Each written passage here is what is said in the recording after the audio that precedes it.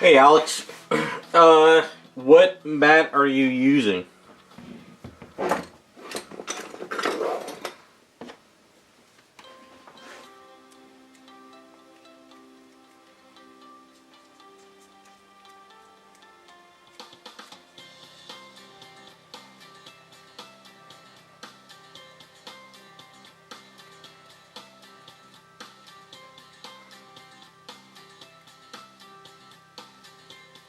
That's probably why. It's a cheap varnish. Any of those cheap paints you get from like Michaels or AC Moore or something, they're not worth buying. Hey, what's up, Scott?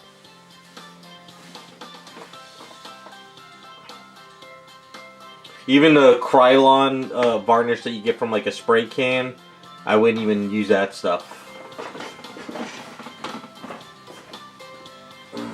You really trust me when I say you want a good varnish. You want to get the Mecha Color matte varnish. This stuff flattens down anything. You gotta push it through an airbrush though. Hey, what's up, Henry? Doing alright. A very productive week, which is good. Getting a lot of stuff done this week.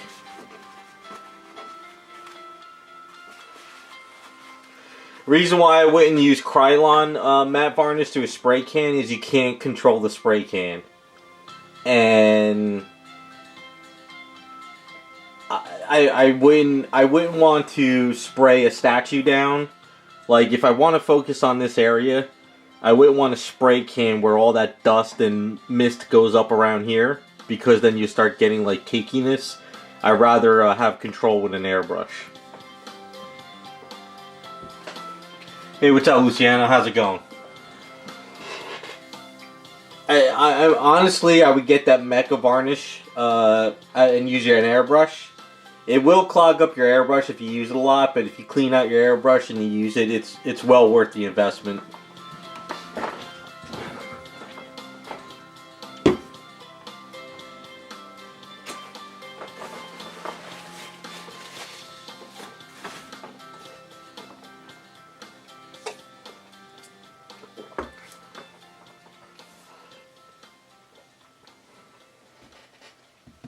Where is that? Here it is. What's up, Raz? How's it going?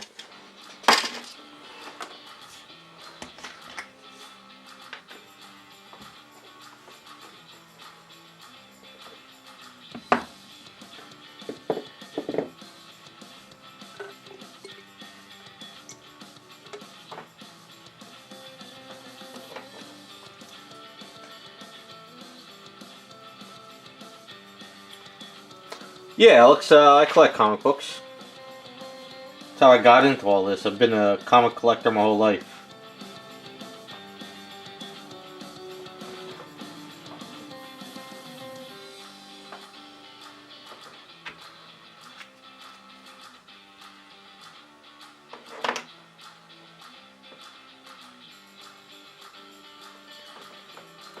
Come on, Raz, what are you doing? Told you not to kill yourself on that stuff.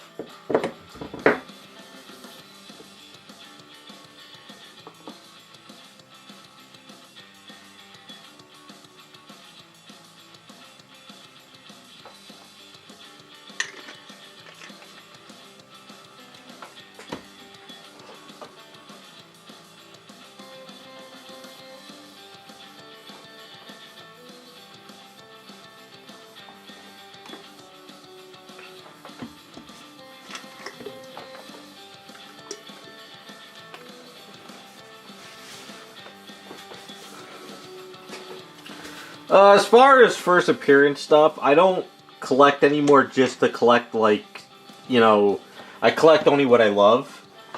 I mostly collect my favorite characters, and I have all their first appearances, like Power Girl first appearance, Superboy Prime first appearance, Genis Vale, Phyla Vale, Nate Gray, pretty much just my favorite characters. I don't You know, I don't go to like being like, oh, I grew up, you know, I had like 16 long boxes of comic books at one point. So I had all the 90s stuff, you know, I had the Venoms, the Spider-Mans, the Spawn, I had all that stuff, but I sold all that stuff a while ago. I only collect what I love now. I don't collect just, I wanted to get down to just graded key books that are my favorites, and that's it.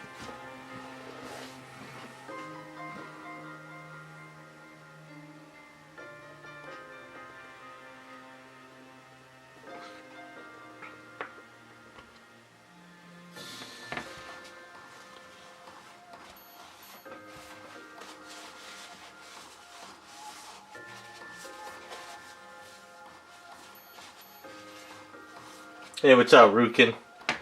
Yeah, I had all the Spider-Man Clone Saga crap. I sold all that 90s stuff. I got rid of it all a long time ago.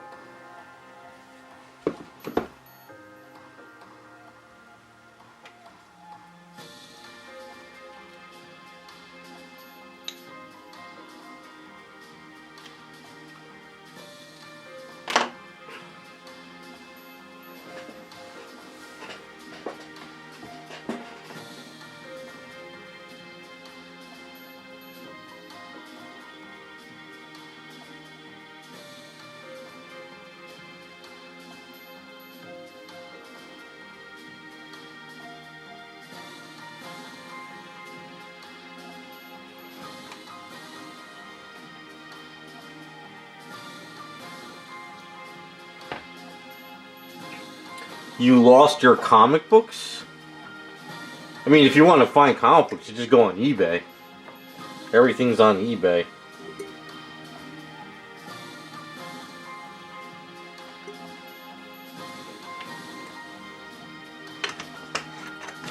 Oh, that sucks.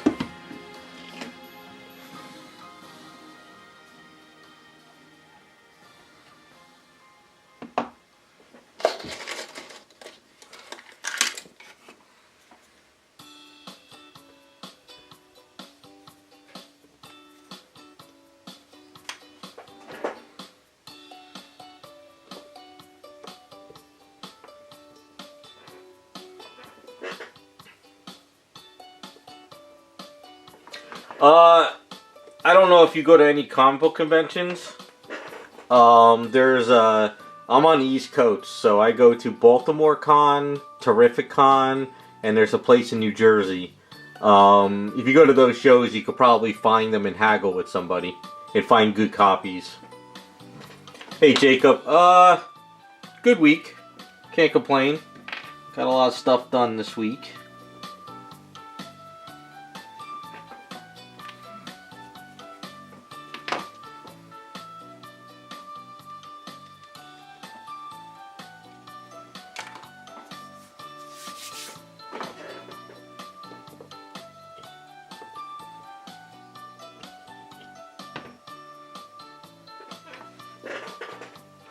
Hey, what's up, Terrell?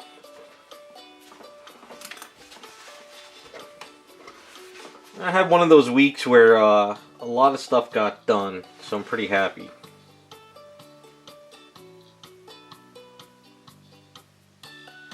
But I mean, if I don't know where you're located, Alex, but there's lots of comic book shows going on now, again, that are just like comic shows. You can find them in your area.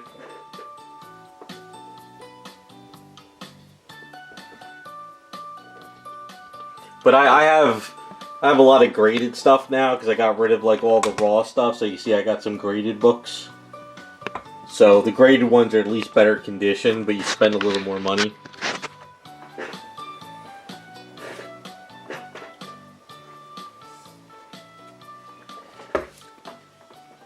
Alright, where am I at here?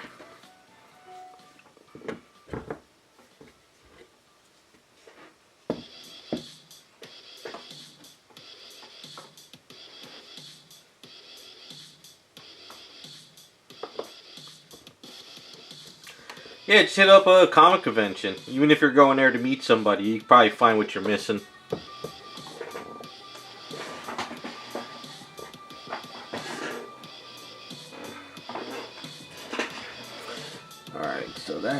he is pretty much set.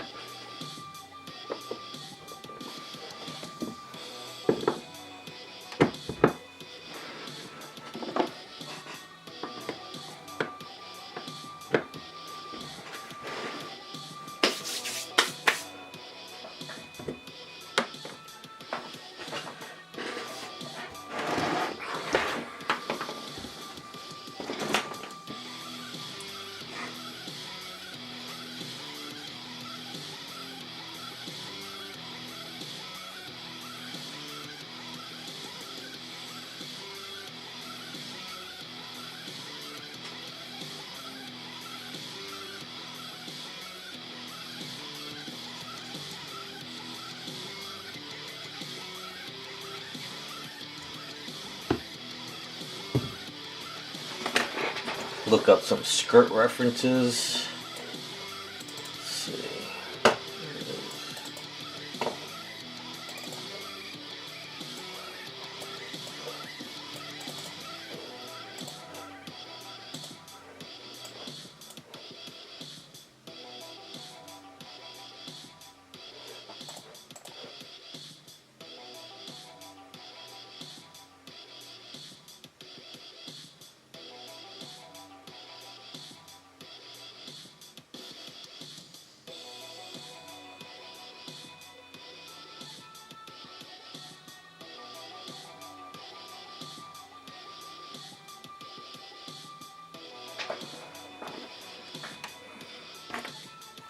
Well, that's what I've been doing. When I go to shows, I've been trying to get comic book artists to sign my stuff.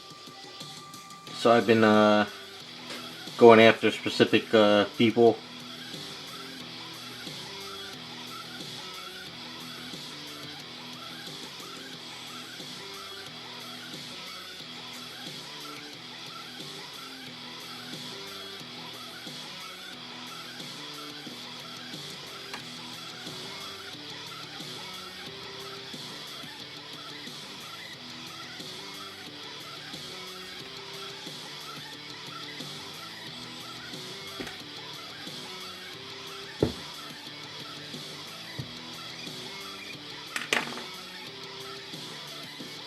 Hey, what's up, Rukin? Yeah, the only problem with that Invisible Woman is her engineering. And I'll kind of explain. The problem is her left foot, there's a rod that sticks out of the peg, but rod only goes to about where her ankle would be, and the rod goes all the way up her leg. Now, the problem is trying to sculpt the foot to support this rod with this rod that's in here and hold up the statue is impossible. I tried to figure out ways to do it. It wouldn't work, and the only other way would be where her foot would somehow stick out of the rubble, but it would still have to be encased in the rubble. So that's the only downside with that statue.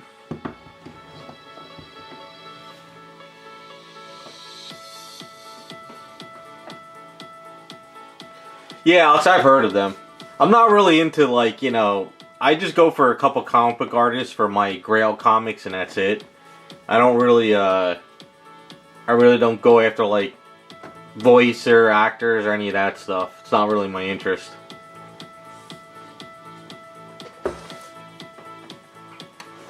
But I wanted, if the Invisible Woman's rod only went up that far, I would be able to take it out, but because the Jean Grey, has that rod all the way to support her, it's impossible. I wish there was a better way, but it's a side project, and it's just one of those things where I'm just like, you know what, I'm not going to put too much effort into it. Hey, Hangerbird, how's it going?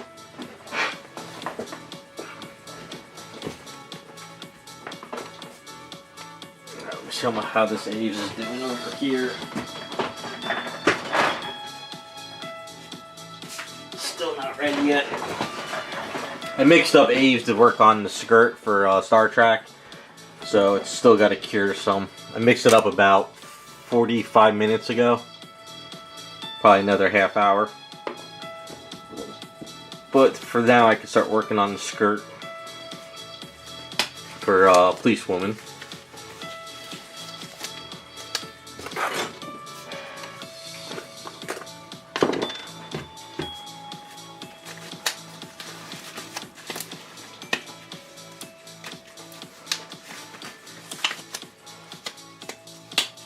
I'm hoping Mike Grail goes to Baltimore or Terrific Con this next coming year.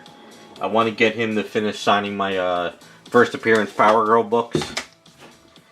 I want to get those finished up.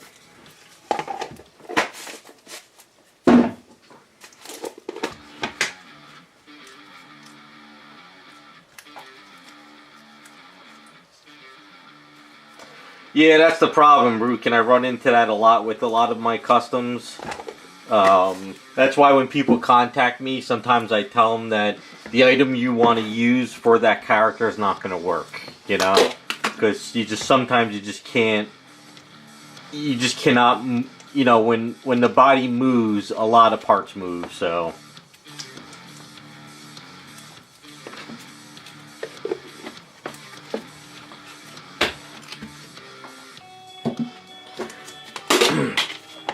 No, it doesn't have to be perfectly straight. It just has to be strong enough. Like, for instance, this leg here. Say this was the leg that was supporting her and not the straight. As long as you have a heavy-duty rod that bends this way, it's going to work. For example, I'll show you here.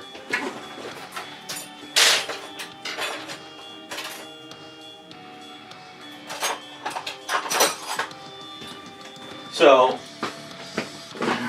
if you were to take a brass rod that's this thick, and it was bent up here and bent here, this rod bends very easily. See how this kind of gives a little, I don't want to bend it because I'm going to use this, but you see how that bends? That can bend and warp your item, whereas this steel rod, if this is bent here, I have to bend this and I have to hit it with a hammer, and I have to bend it over a piece of metal. So once this is bent here and here, and even if it's bent this way, this is going to hold up because this is a steel rod. Like I can't, you know, I can't bend this with my hand.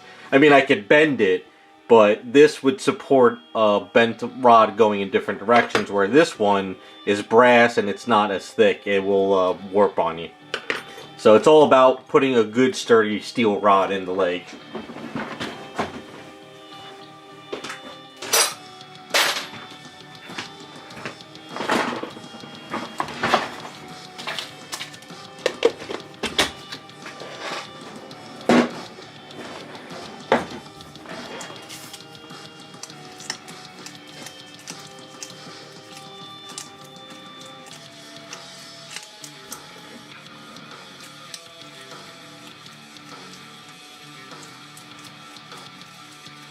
If you watch some of my videos and you ever see those crazy bent key stock rod I just showed you, and you see how I put it into a statue, it's going to hold it. It's just a matter of bending it. It's a pain in the ass.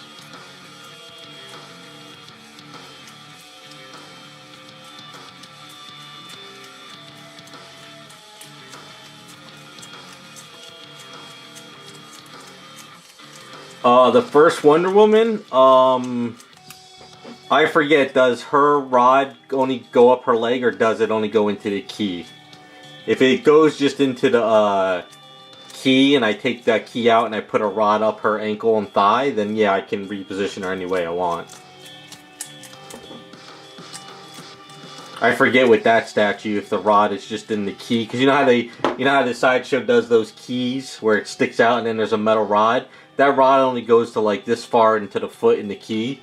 If you could take that out, then you could Dremel up the leg and put a better rod in there. Do I have an example? Yeah, I do have an example. I'll show you real quick.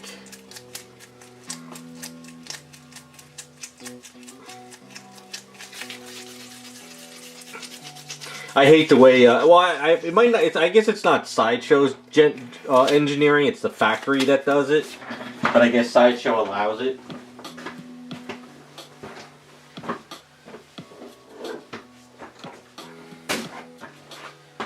So, for instance, so for this Catwoman statue, right? This is the Catwoman statue. This is the one that's just kind of laying there. This key only goes this far into the foot. It doesn't go up this way. So, if I was to redo the statue, which I will, I'll take this key out, but I'll put a bent rod going this way with that key stock.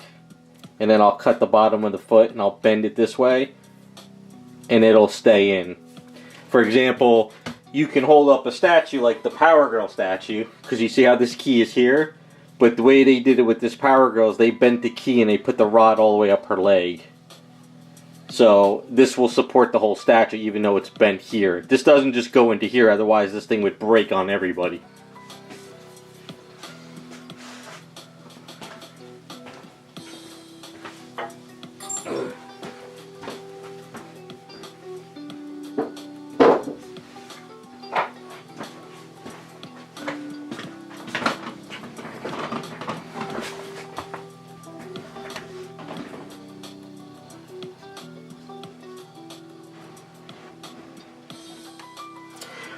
Never do a reverse key into the base. For instance, if you put the rod into the base and then you put the key here, what happens is if you put it onto the item and it doesn't have enough, like, if you mess up, you can snap the ankle. The thing is, you want to support the leg. This is the weak point in the statue, you know? So these Jessica Rabbits, this rod goes all the way up her leg to her thigh, and I poured in resin. So this is supported all the way up. Just because you put a key into the base, and if you put the foot where the key comes into here, it still has to support this. That's what I always try to do with my statues. I always Dremel up the leg to support this, because look at the weight of this statue, and this is the weak point. So if there's no rod here, and you move this the wrong way, or your item gets too top heavy, you get that warping or you crack it here.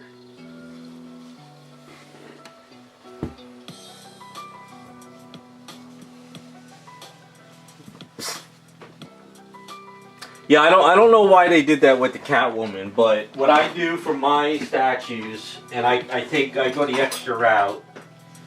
I'll show you.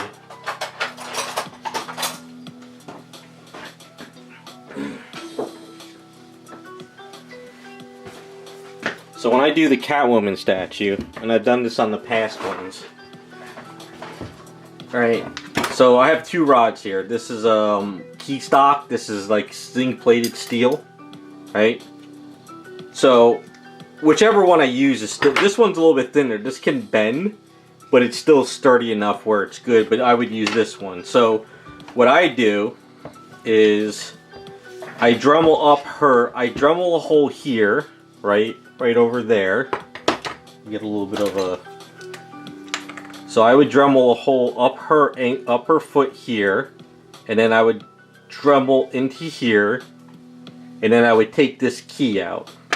And then what I would do is I would Dremel it up to see how far I can get the rod, and then I go into the garage, and then I would get the hammer.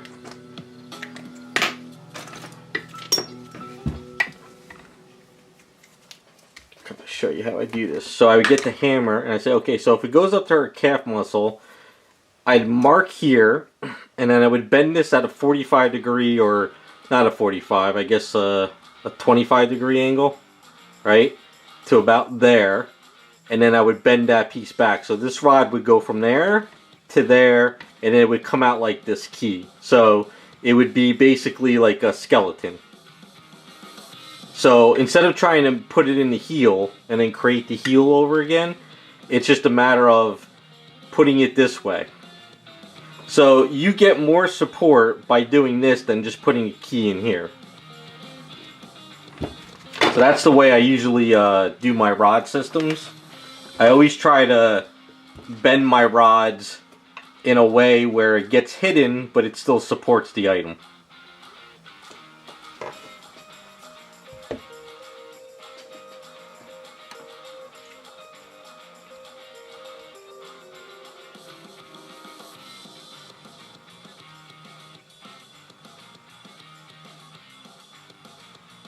Yeah, so as long as the rod comes straight out of the foot, you know, I always make sure that it's always straight this way, and I kind of line everything up, just like what I did with this, you know. I made sure that when I looked at it at this angle, it's as straight as possible. When I look at it this angle, it's as straight as possible. And then when it goes into the base, it goes in nice and smooth and it's flush. The same thing what I just did with this one. So what I did is I made sure that it's nice and straight looking at it this way. So looking at it that way. And then when you turn it this way, it's nice and straight. So as long as the key comes out of the foot straight, it's fine. So for instance, I made sure that this was straight, but this is all bent up in her leg. So if you were to x-ray this, you would see that it goes straight here, but then I started to bend it up the leg, but then I started bending it back. So when I shoved it into the leg, I lined it up correctly, like I was eyeballing it. I made sure it's nice and straight. But yeah, it's like, so it goes up there, but then I bent it. When I say bent it, I hit this with a hammer and I put it over a piece and I bent it and I bent it. So this way it would go up the leg. So it's tricky how I explain it, and it's tricky on how I do it because no project is the same. But as long as it comes out of the foot straight and it goes into the base straight, we're good. Same thing with, you know, the Star Trek one. So when you pop her out of the base, it's nice and straight, but it goes up at an angle and everything.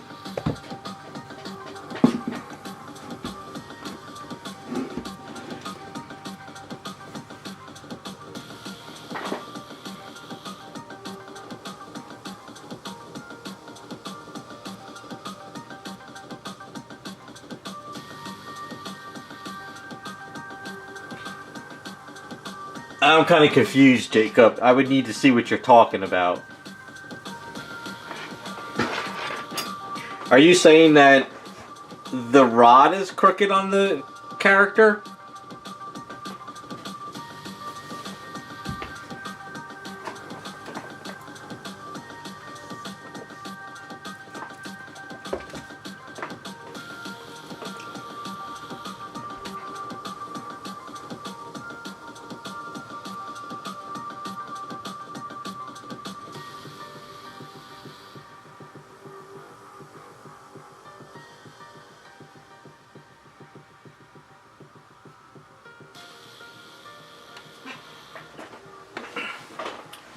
See, having a thick key like this, if that's what you're talking about, doesn't really make a difference if it's just a rod like this. Because even though there's a nice key here, there's still no rod up her leg. So there's still a weak, and plus this foot is glued in here, so that's a weak point.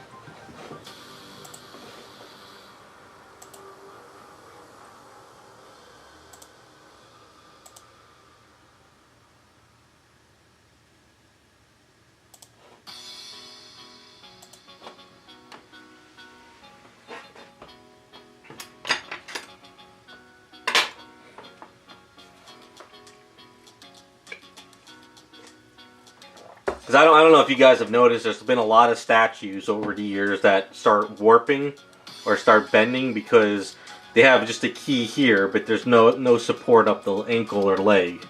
I mean, when you got, like, you know, the Batman and the Superman from Sideshow, they're so top heavy, but the feet that are glued into the resin are really soft resin, so they're actually warping on everybody now.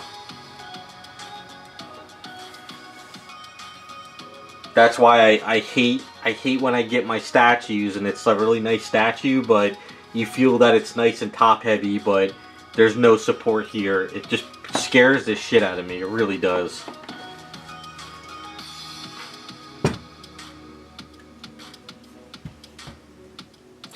I think it's more of I guess it's Sideshow or the companies just saying, hey, produce our statue and get it out the door. Whereas instead of saying, hey, this item is top heavy, we need to have a secure rod, they might say, well, it's going to cost $25 more or $50 more per unit to do that. And they might say, oh, screw it, you know, we'll take the loss on how many people complain before that window is up before they can return it. You know, I don't know. It could be a lot of things. It could be either the companies are cheaping out and are hoping that not many people complain about the warpage until it's too late to return it, or the factory did it and they had no clue that the factory did it. You know what I'm saying? I mean, after all these years, you think the companies would realize that, oh, this is a top-heavy item, we need to support the ankle, you know? Some people, I don't know, it's a catch-22 to tell you the truth. I don't know what they're doing or why they're doing it, but then again, there's probably a lot of statues out there that don't have rods in the ankles and they're not warping and they're doing fine. So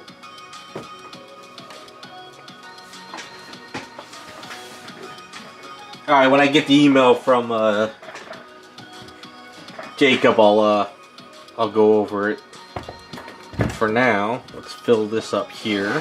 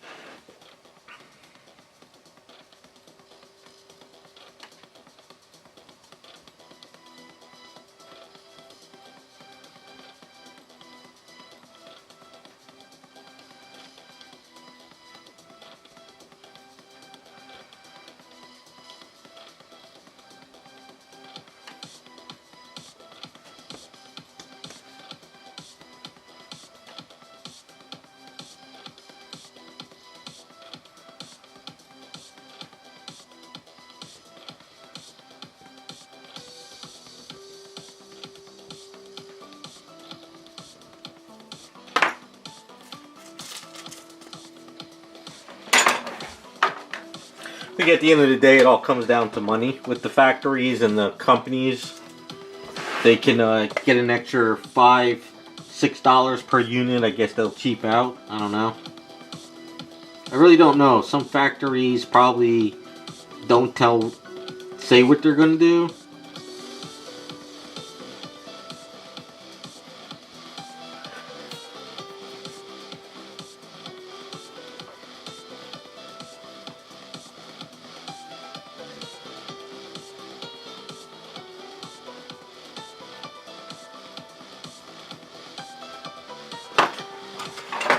Alright, you sent it.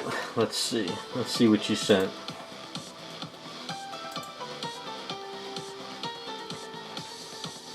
Oh, that's, yeah.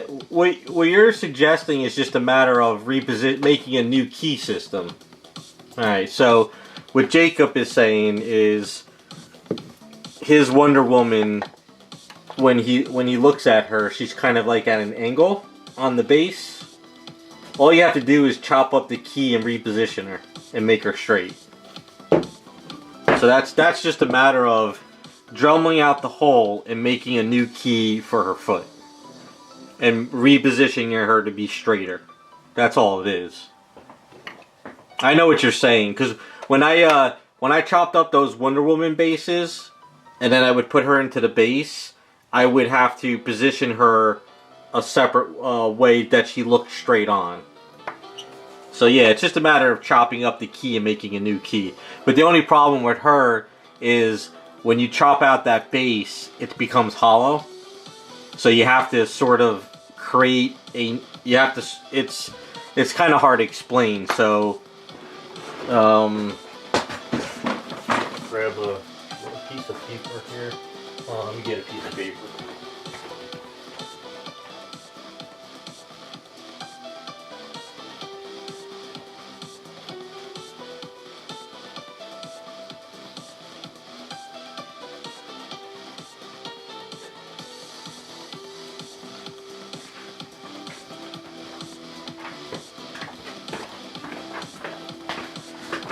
What I'll do is let me take Jacob's Photoshop. We'll put it on screen so I can show you what you need to do.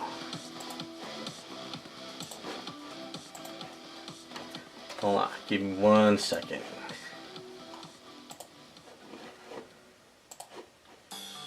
Why did my settings change?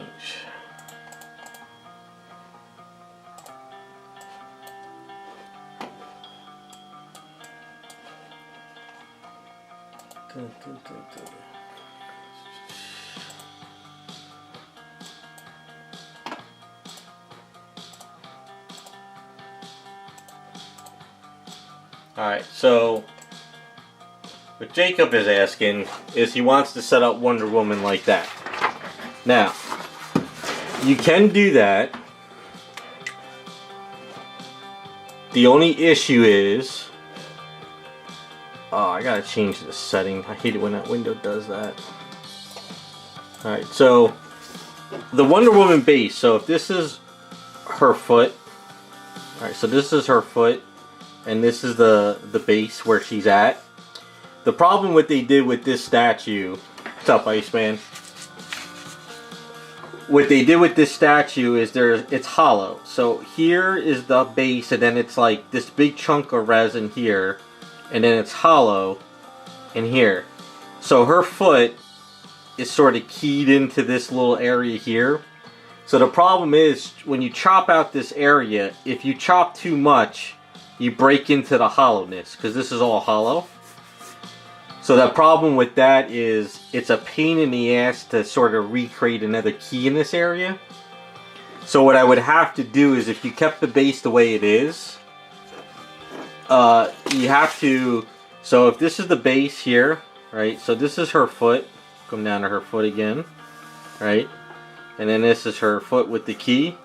So what you have to do is, so if you say you drumbled out the area, and then this is where the foot is again. You have to put like a block of resin or something here. And then you have to shove a bunch of Aves in here and create a new key. See what I'm saying? Because trying to put Aves here and then put her statue on here, what you do is you risk with this breaking here. This might break on you. So you have to sort of create a block here to make sure that this is secured for her when you want to create a new key system. I know for a fact because when I first worked on my custom of this statue, I did that and I broke into it and I saw it was hollow, and then that's when I realized it was better just to cut off this whole top and then make my own little base again and make her shorter. See what I'm saying? Like, you could put a piece of wood down there, and you could put some glue at the bottom of the wood, and you could have a plank of wood glued, and then you could put a whole bunch of Aves here, and then you could create a new key, and you can line her up correctly. But that whole entire Wonder Woman base is all hollow, and that's what causes a problem trying to redo that key.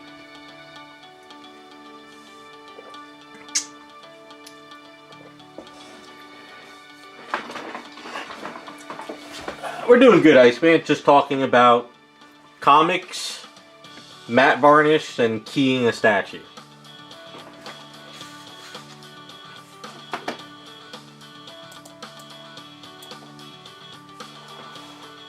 So that's pretty much the problem with this Wonder Woman statue. That's why every time I've done a custom, I cut that top part off. Because this way you can lower her down, and then you can create a better system for the key, and it's not as hollow.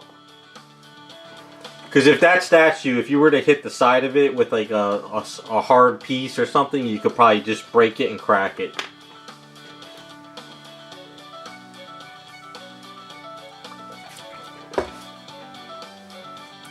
They should at least filled up the statue with foam, but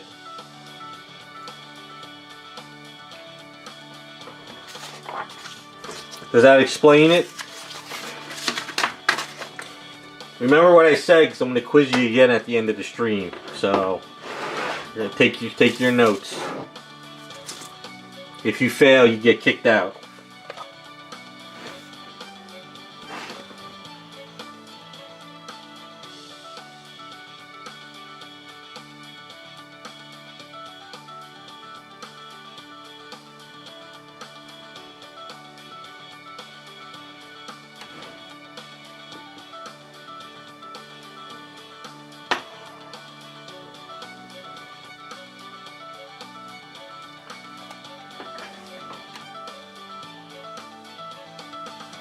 No, well, Jacob, what I would do is I would put a new key in her foot anyway.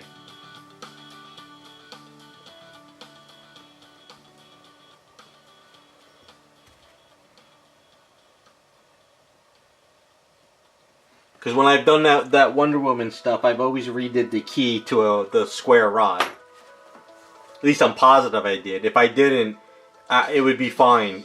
Trust me. It would, when I reposition it, it would be fine. Oh, Iceman, before I forget, when you send me that email, when you create a tool, I would create a tool that is not flat but rounded. Like I would create a tool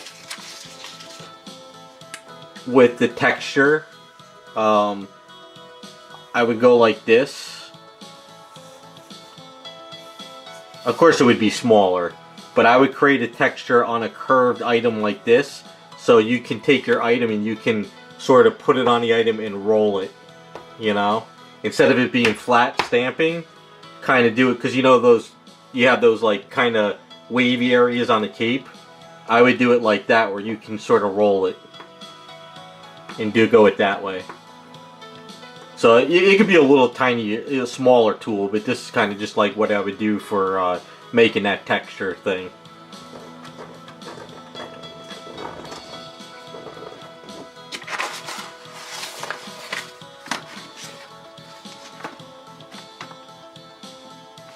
Yeah, the rods need to be as straight as possible off the foot. The rod needs, I mean, sometimes I've had the rod at a little bit of an angle and it still worked. But the rod can't be like that. The rod can't be like that out of the foot. But if the rod is coming out of the foot a little bit of an angle, it'll still work somewhat. But if I'm not mistaken, with that Wonder Woman, I think I've put rods up the ankles. But even if it's at a little bit of an angle, it'll work. You're overthinking it. I've done a bunch of those Wonder Womans and I haven't had an issue. So.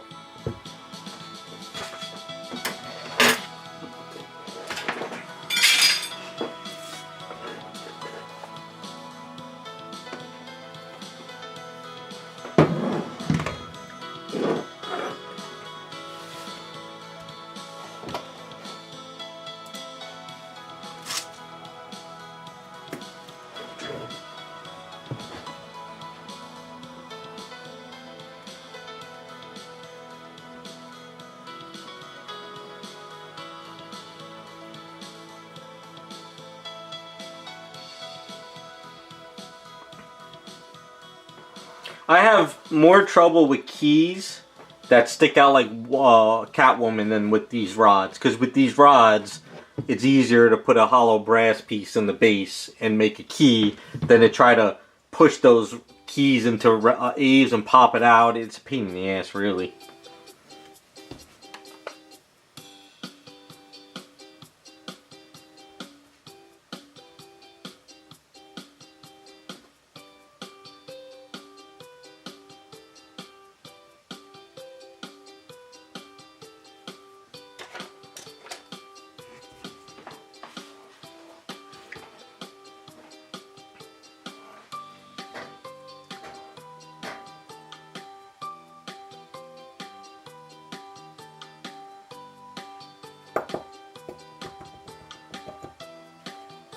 Oh, well, Rukin, he's working on an item where he 3D printed and it already has a texture, but he wants to make that texture, so he could just make a tool with the same texture and print it out, and then he's just got a basic tool to match the texture. So he's actually, it's easier for him to match a texture than it would be for me. So all he's got to do is just print it and he's good to go. Like, even the cape that he printed out, he could just cut a piece of the cape that's kind of bending, and then he could just sort of add a little rod to it and print it. As far as what I'm going to do with that Catwoman, I'm not really sure yet. I'm not sure if I'm going to do something for myself, or if it's something I'm going to do to sell off. But it's just one of those body parts that have just been sitting there forever.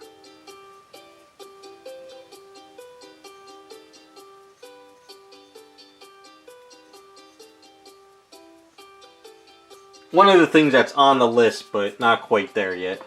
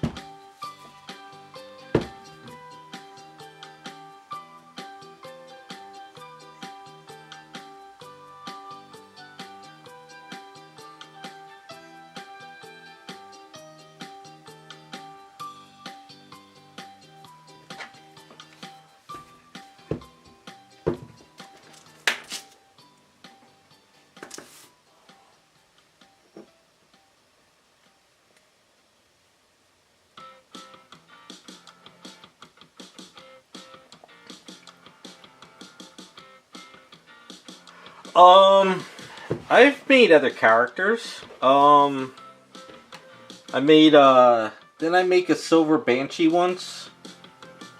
I made Silver Banshee. I'm using one to make my, a personal custom I have on my shelf. I think I made a couple others, honestly. I know I've worked on a bunch of them.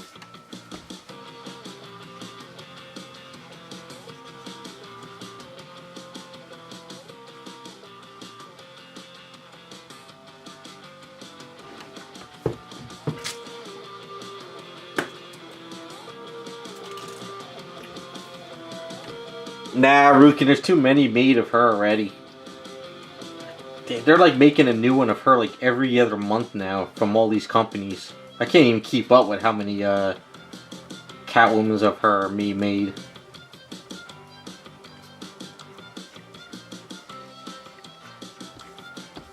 I like this too much.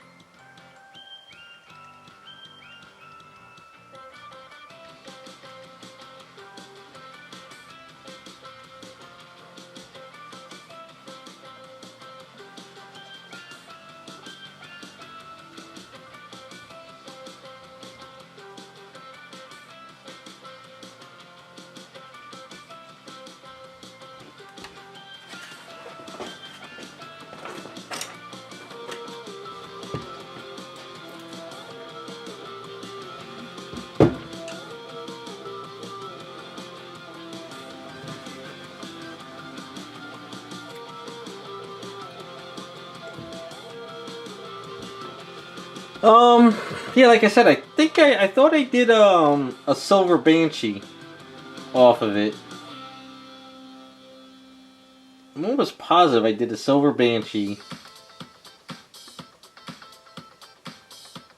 And I might have done another character. I'm not, it's been a while.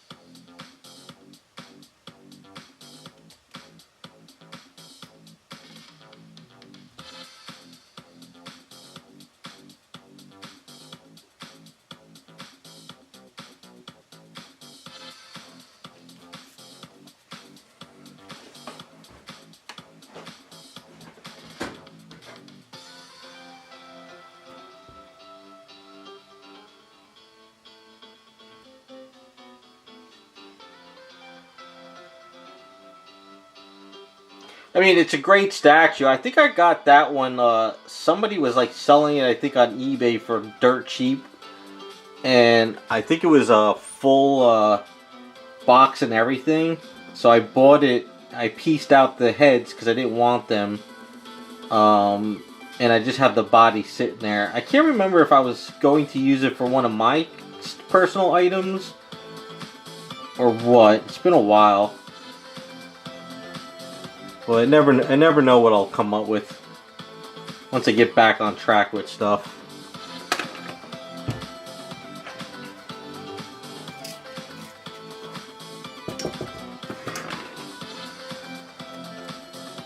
Ah, this one's kind of shot. Damn it.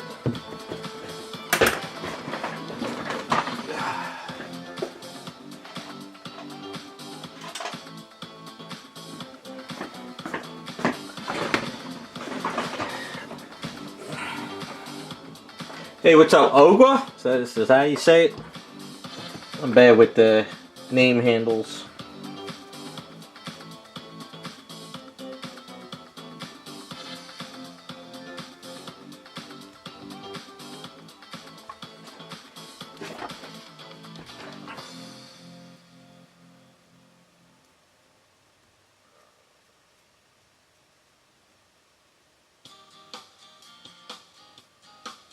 I do have the other Catwoman statue that I'll be making for my personal collection. The I forget, what is it? The third one or is it the second one? The third one. This one.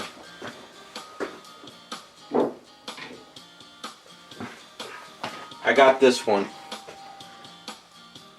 I'm changing up the head. Something I started a long time ago. I really do love this pose. You know what it was? Is when I saw the statue in person, I fell in love with it. But online, the pictures look a little eh. But for the character I'm going to use, I'm keeping this. I'm just going to be changing up the arms and the head.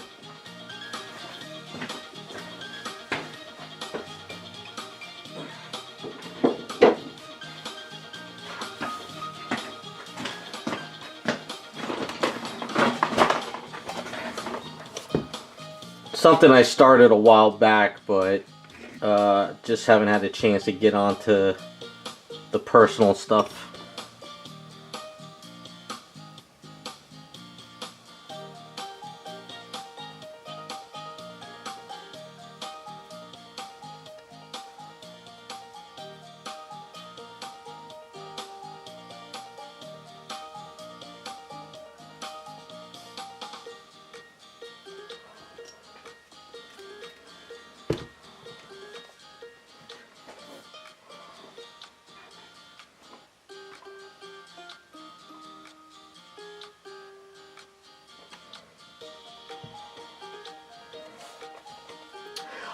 I wouldn't dampen it, Iceman. I would use baby powder.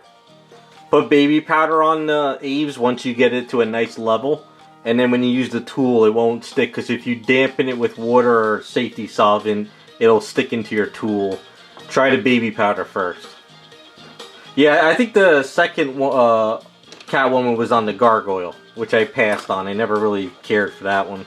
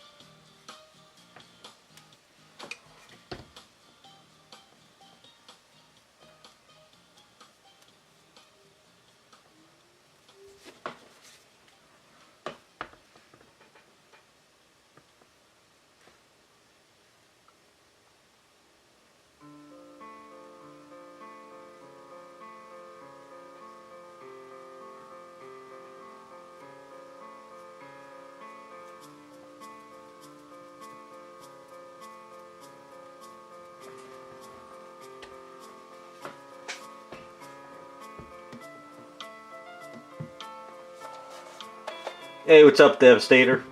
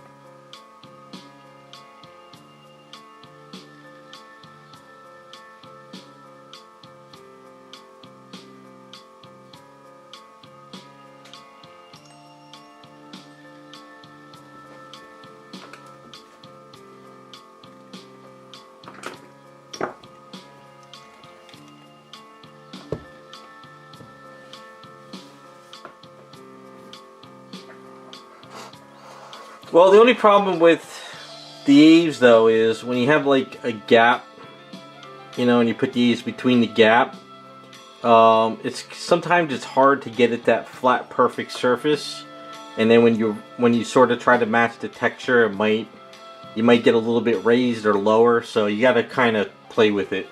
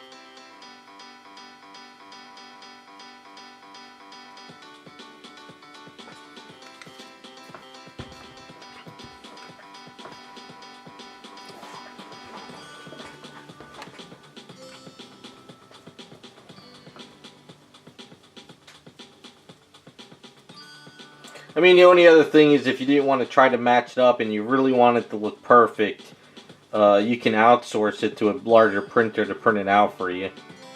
But I don't know if you wanted to do that.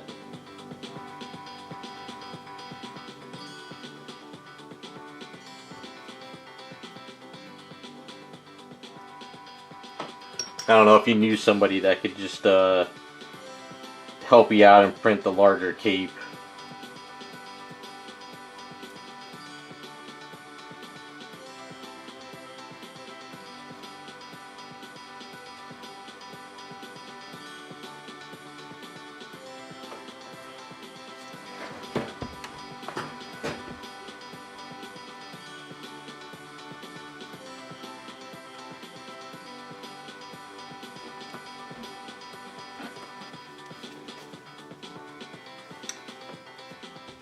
Yeah, then a simple 3D printed pattern and some Aves should be able to get it looking pretty decent.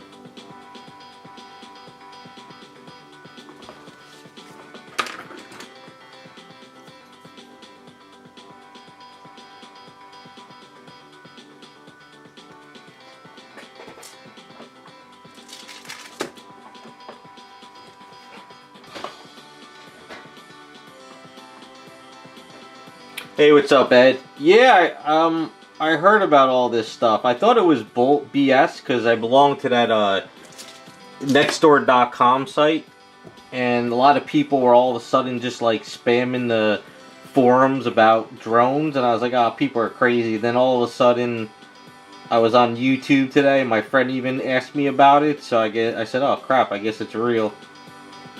They're probably just spraying us with some more shit. Some people were saying they're getting like puffy eye syndrome or something now. I don't know. They're all mess with it. Either aliens or the government wants to kill us, one or the other.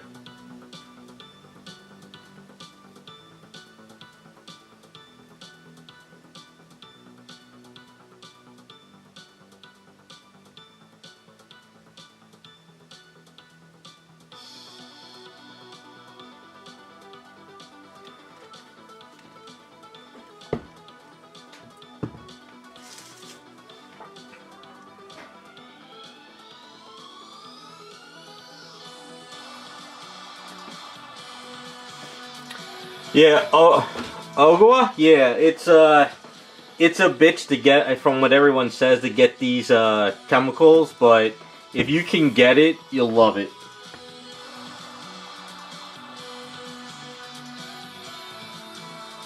Well, I like it. I mean,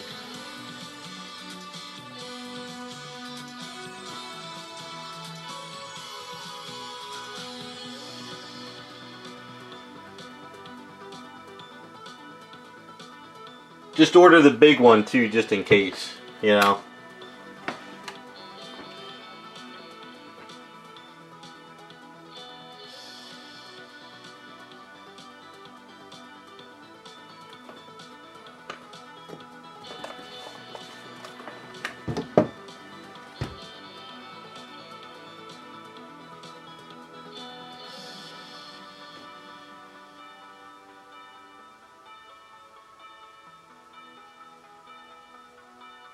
Well, I was watching a video and people were saying that the drones were dropping stuff, but then there was another video where supposedly helicopters were shooting them down.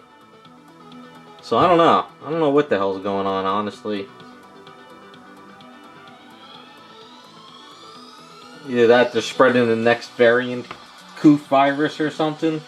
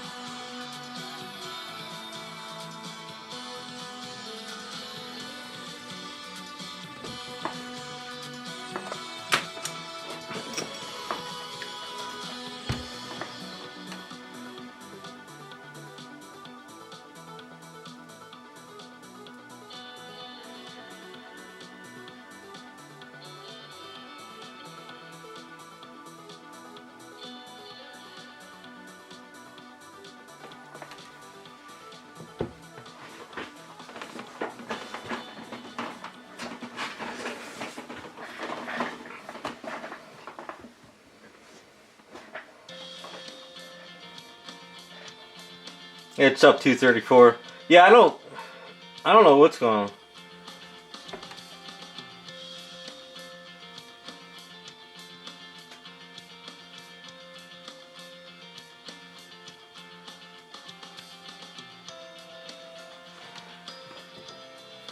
I didn't hear anything.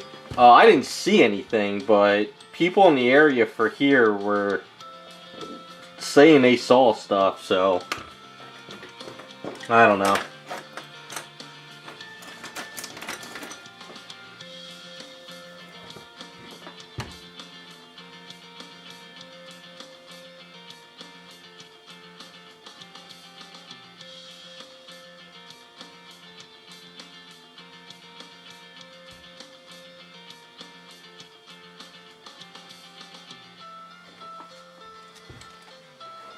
You know what's the funny thing? It's probably just like a group of kids that bought them off of Wish.com and they got them real cheap and they're just out there having fun.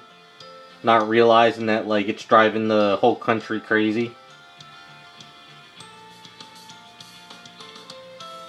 Like maybe some kids found like Wish.com like cheap drones and they have like an army up there and they don't realize that they're everyone in the country is losing their absolute minds going ape shit. That would be funny as hell.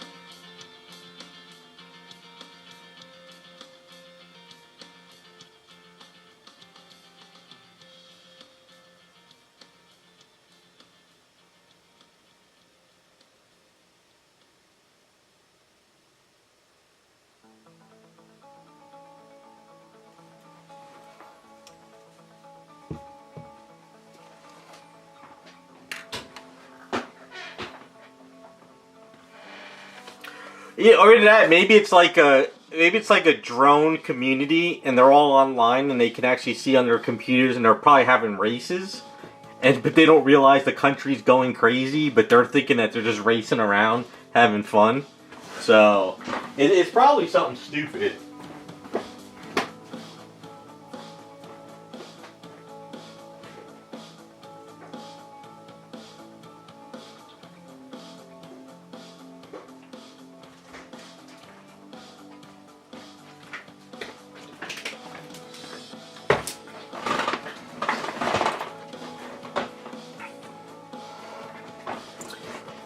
Probably, just imagine you're a kid, you have on your computer, you're flying your drone around, you're having fun with your friends, so you set it down on the building and you wake up the next day, you turn it on, and next thing you know your drone is like at the, Area 51 and you're just like, what the hell is going on, you know?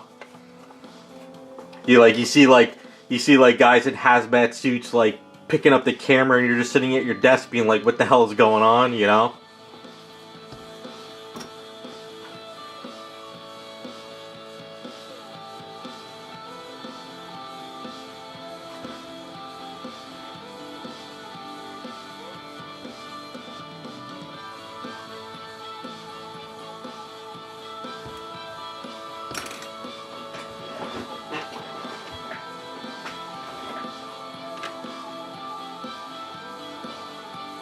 Yeah, you have to have a license for what I understand too.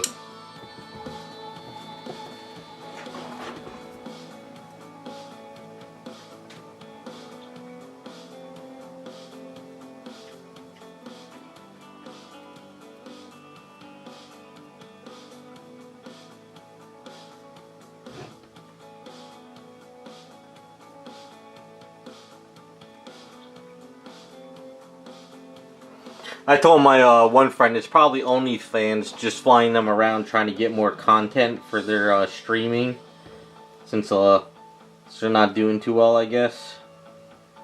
Trying to peep into people's windows.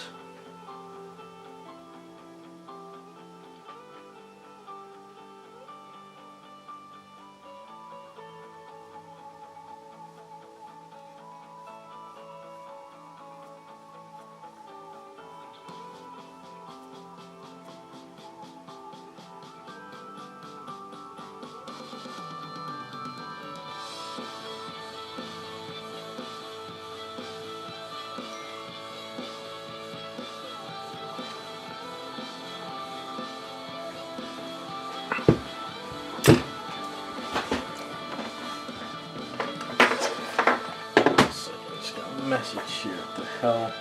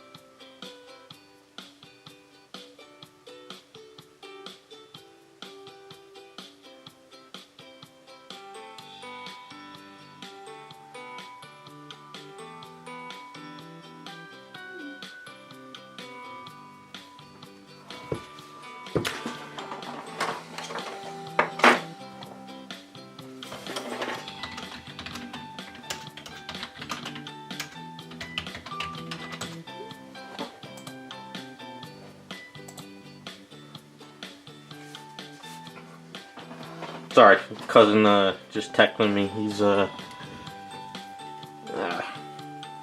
him a call later.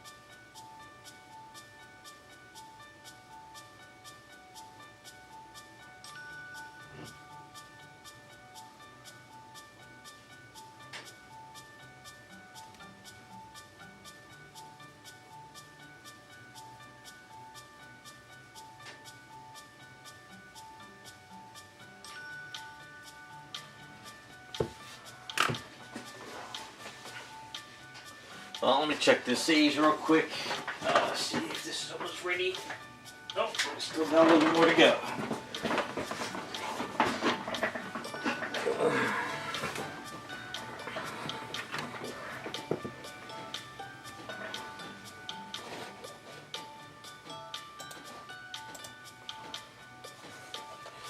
I don't know. I mean, I haven't seen anything else pop up about the drones. I know, I think Joe Rogan was talking about it. I did see it on a different YouTube channel talking about it. But so far, I think it's just panic. So I don't know.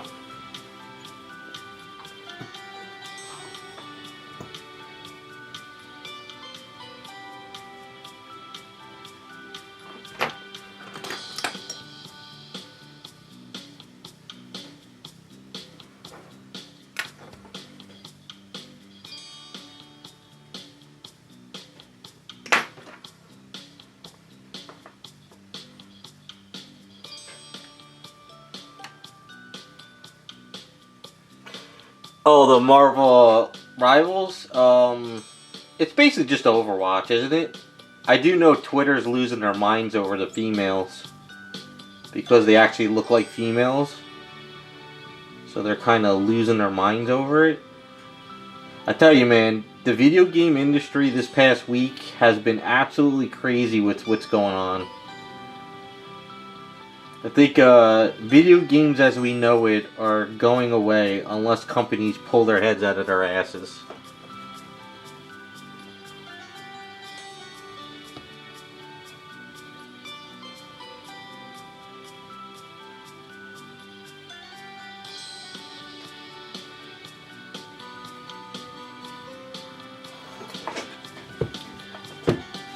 Yeah, so I saw that Twitter's losing their minds over Luna Snow, which I actually like the character. She was in the other Marvel game I played. No, not Marvel Champions. Maybe that was it? No. Future Fight. I like the character a lot. So they put her in Rivals, and she looks really good. So Twitter's losing their minds because she looks like an attractive female with a good body. And then I saw that the guy Smash JTV is getting sued by that girl from Kotaku. If anyone who doesn't know who Kotaku is, it's that stupid video game media site that friggin' hates gamers and hates games. So there's just like all this stuff going on. It's absolutely crazy.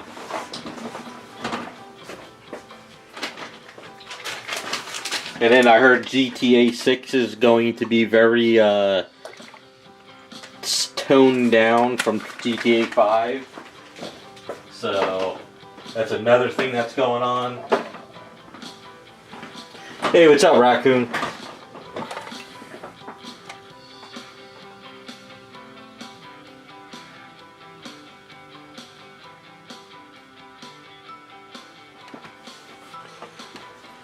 Who the Clown? I don't know who that is.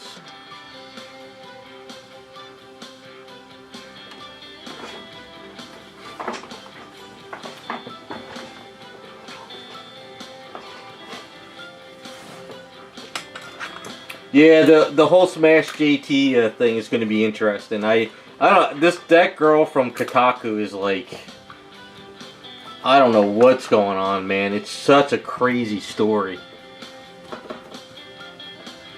Oh, okay, I got you. Well, that's cool. It's an event close by. You got to go do that stuff.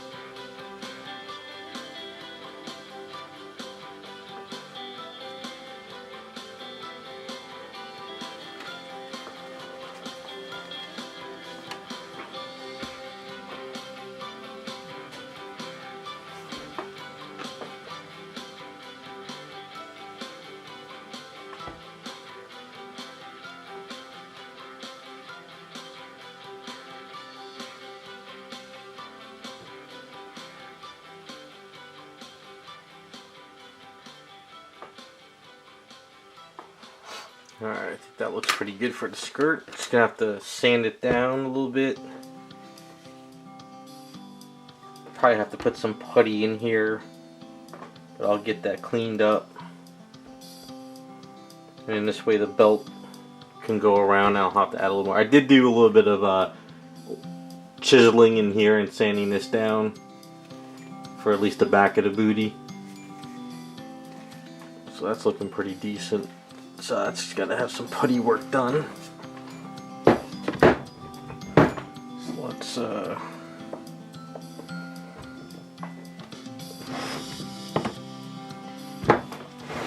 work on his eye. So I did sand the eye down a bit. So let's see if we get this one installed before this Aves is too hard to work with.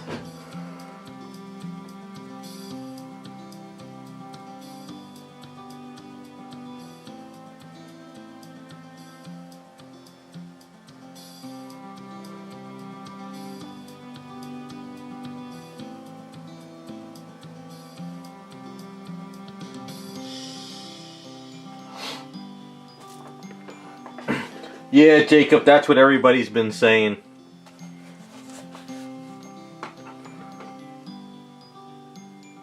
It's like, and what have the other people been saying? Any game that Sweet Baby Inc. has worked on is like a automatic no.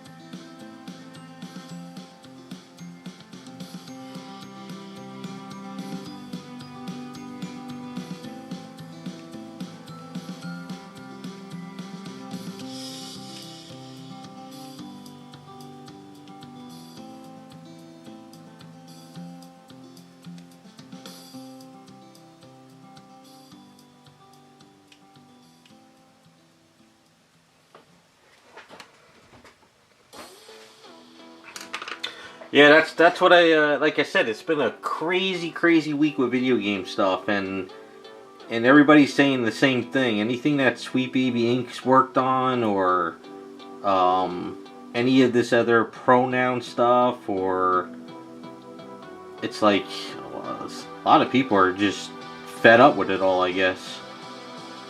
And the weird thing is, some of the video game guys I watch on YouTube, like, you know, like, oh, I'm working during the day.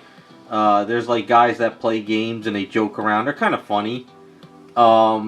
They've been playing like these Steam $5 games, and they're actually funny as all hell, and they look like they're fun.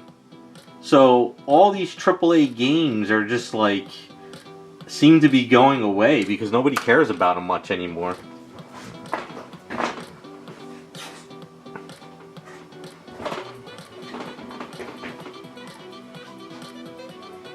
I didn't even watch any of that video game award stuff. I mean, any award ceremony stuff, like either from Oscars to video game stuff, is never what the gamers or the people vote for. It's always with the people that probably pay the most money or give the most kickbacks that get these awards. So, because all these movies that win awards and video games are stuff that I would never ever watch or play, you know? So I don't take anything they say into account at all.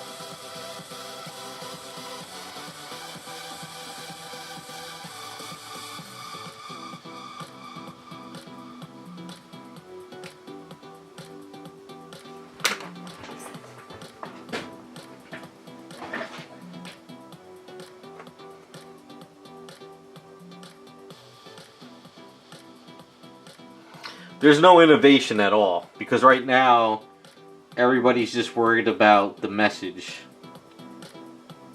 There's no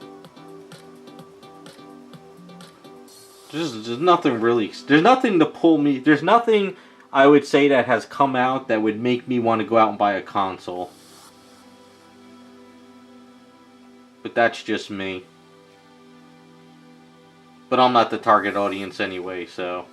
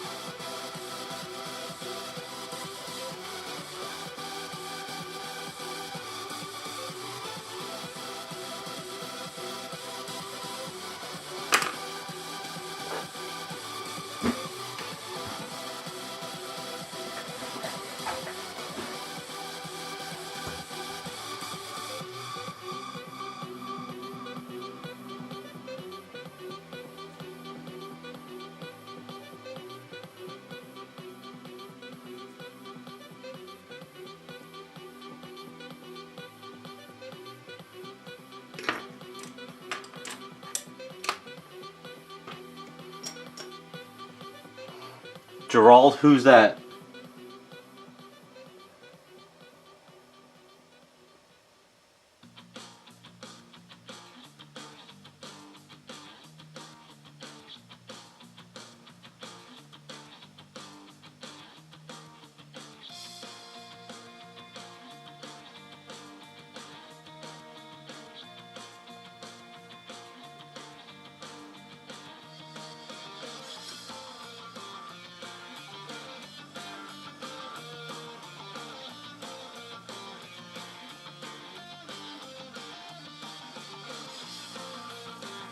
Oh, I gotcha.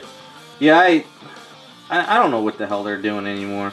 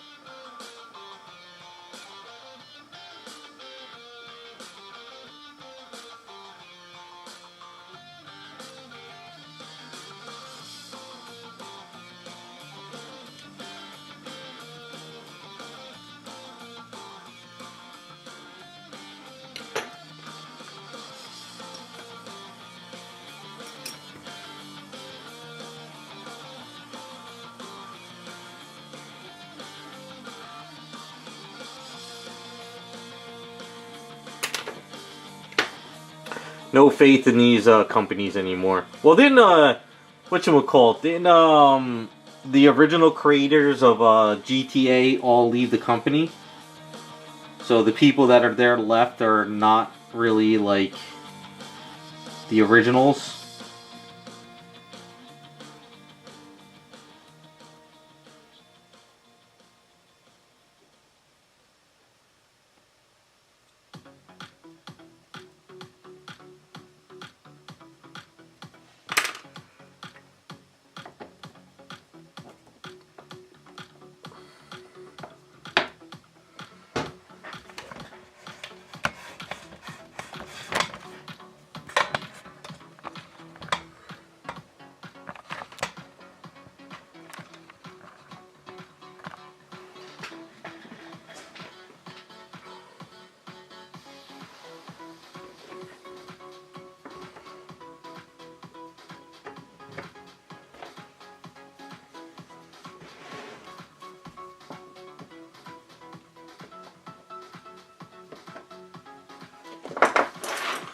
I should have my turntable here. That's what I'm missing.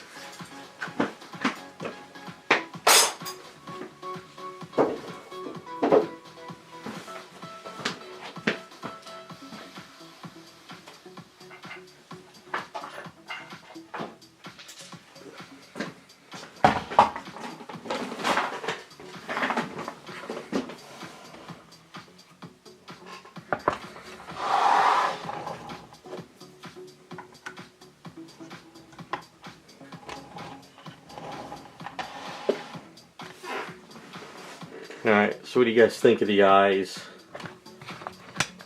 Looking up. A little bit weird, but I think it works.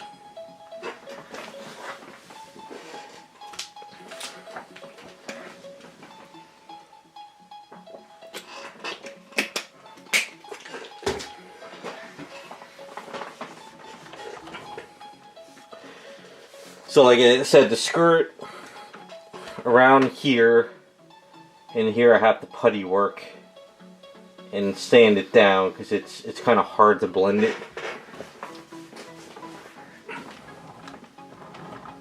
But at least it looks like a tight skirt now.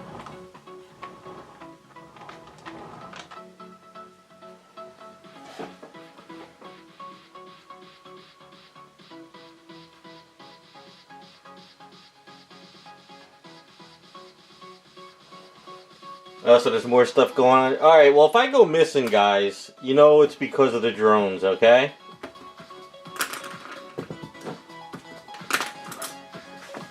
It's funny, right behind my studio, right back here, it's all woods. And it goes, I think it's pretty much woods all the way into the ocean. I think, because it's like a swamp straight back behind my house. So I think for about like 3 or 4 miles it's just woods going in that direction. So maybe there's something going on there.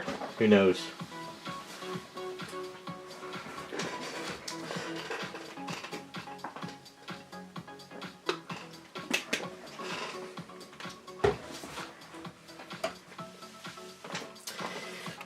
Nah, I don't think the mothership would take me.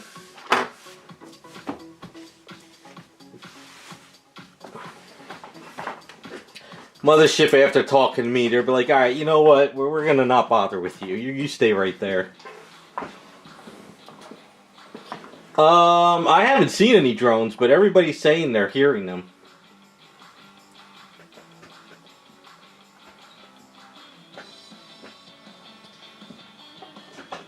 I honestly, I don't know.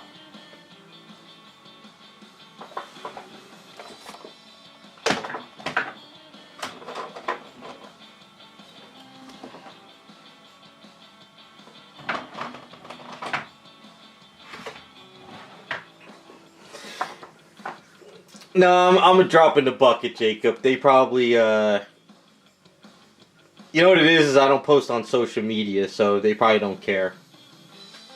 I think you have to be on social media next for them to really give a crap. So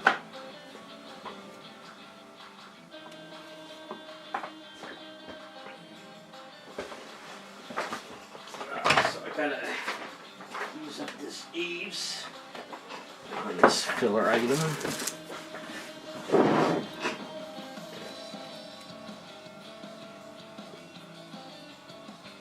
They're probably putting stuff in the coffee while everyone's looking up. They're probably poisoning or putting the new pandemic in our coffee. So while everyone's drinking coffee and looking up, they're not going to realize that's where it's at.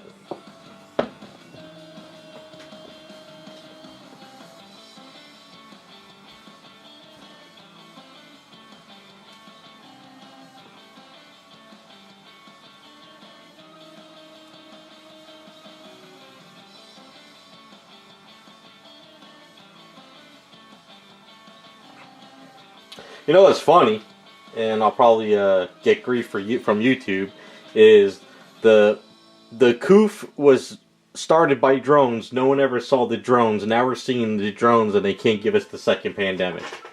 That's the theory. That's my theory. Although I know I'm gonna get crap being called a conspiracy theorist, but...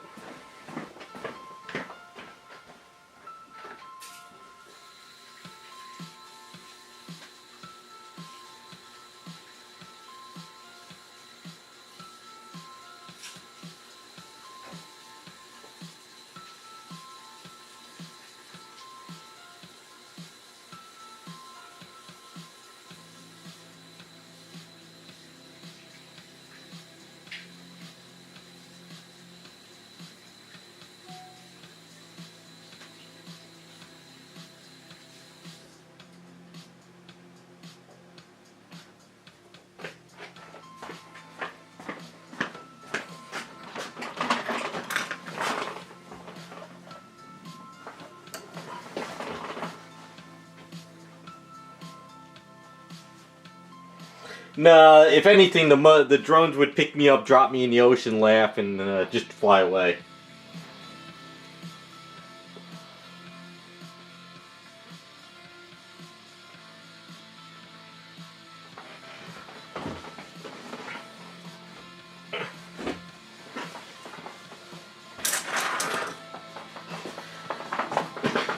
No, my thing is, if anyone ever broke into my house, whether they're looking for statues or money, it would be like, I'll help you look. Let's search together. But, you know what's funny is the drones have always probably been around. Nobody's ever paid attention.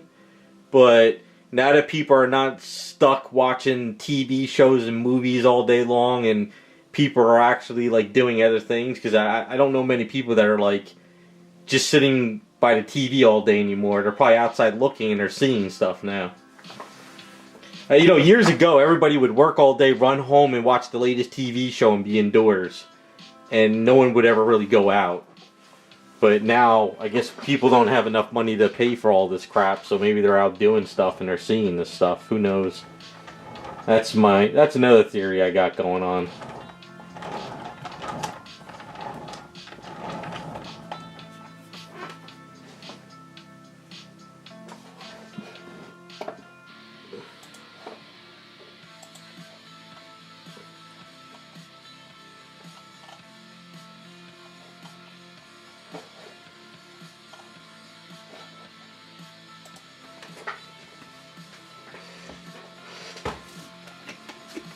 If aliens came down and took me, though, I'll just go with them. I'll be like, let's go.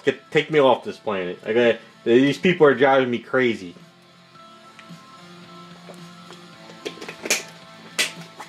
Be like, get me out of here.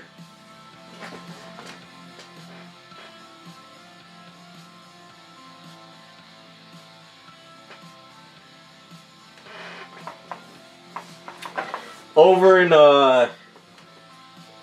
Hillsboro? Where's Hillsboro?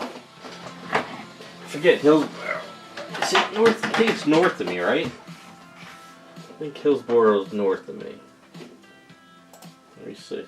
Watch, Hillsboro's like close to me.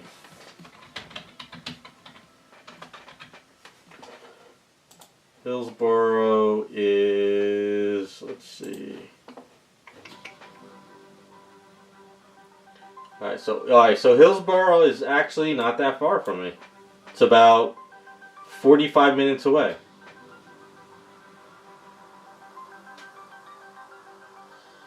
Maybe an hour away. Maybe an hour.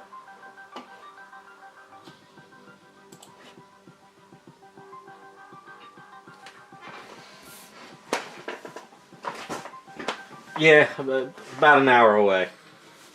It's central New Jersey, like dead center of New Jersey.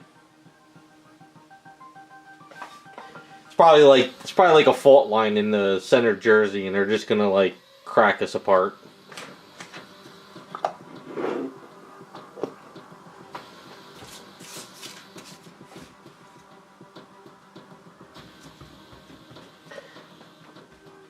Even if it's some kind of some kind of legit threat, you know they're gonna say it was, you know, some kids messing around with things and it's no big deal. Look, they probably got some patsies they're brainwashing right now about it. What we need Mulder and Scully on the case. That's what we need. The truth is out there.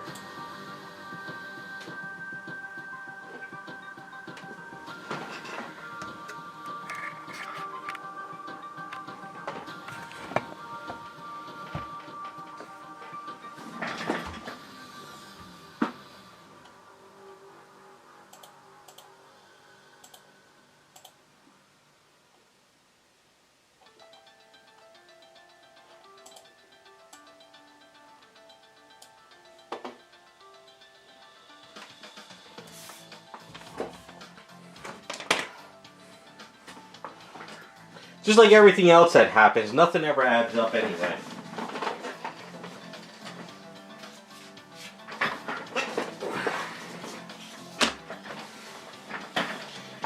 Alright, so before they take me away, I rolled up a thing of Aves, probably around 2:30. So we can start wrapping this around here. Try to get this on her.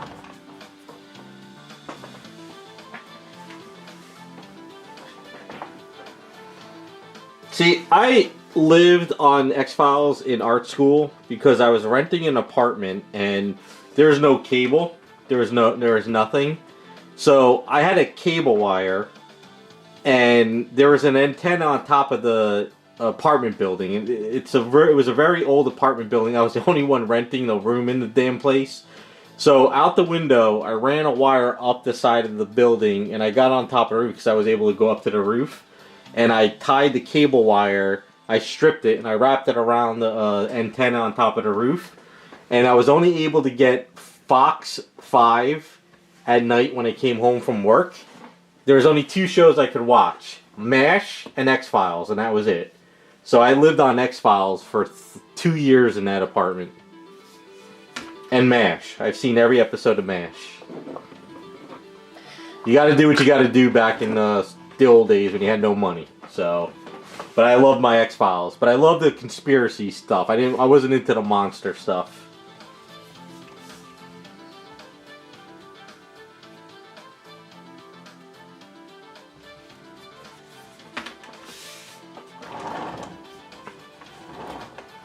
Alright, this is going to be a pain in the ass, but we're going to get it.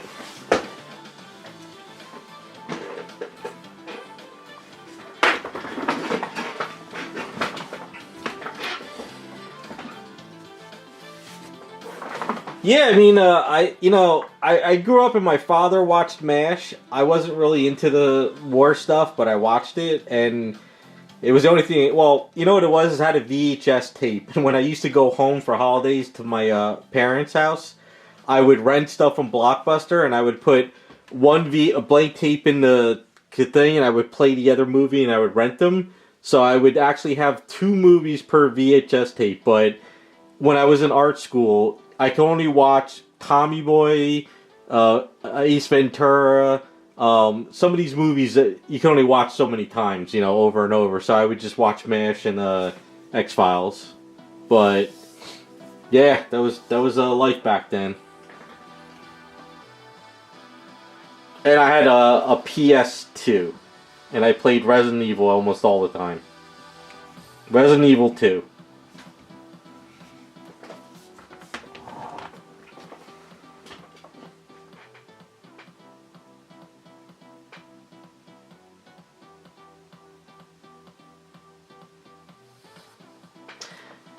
Raccoon, wasn't that the movie?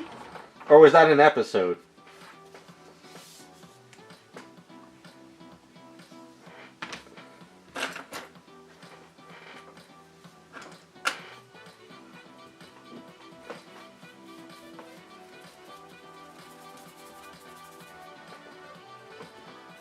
Yeah, MASH was good. I learned to like it. I didn't love it, but I learned to like it.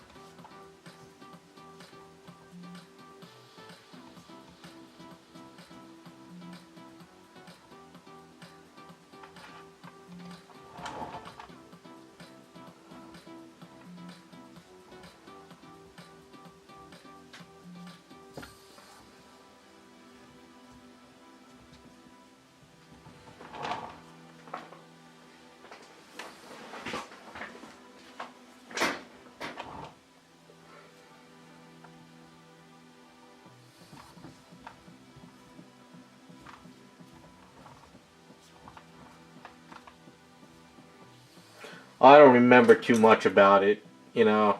I know I watched it for about 2 years. After that, I don't remember much.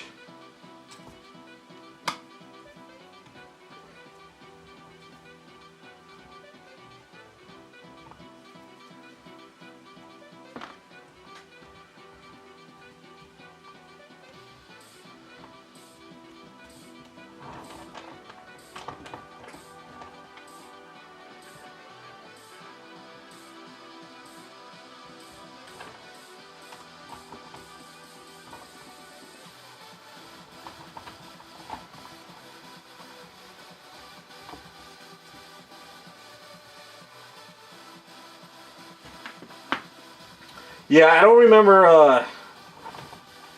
God, I don't remember a lot of the characters. But then again, I went to school for 8 hours a day, then I went to work for about, I used to have to get to work at 5 o'clock. And I would, last class was done at 4. Then I would, have to get the bus back home about 10 o'clock, 11. So yeah, I kind of watched what I could watch.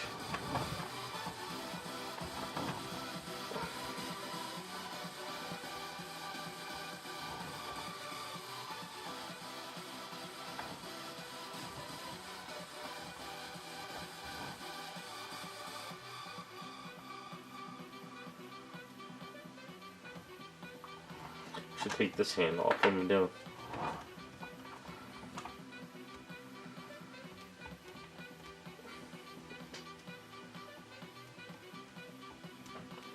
Yeah, it's going to be a little tricky for the hand. I got an idea on how it's going to work. We'll get there. We'll get there a little bit. Just got to kind of play with it. It's going to have to stay hooked on her hip here. The goal is it's going to be a little thicker, and I'm going to, which we'll call it.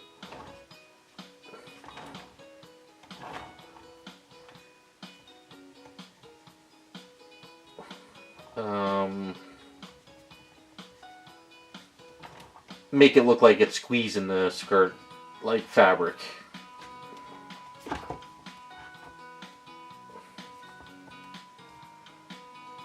That's what I'm trying to say.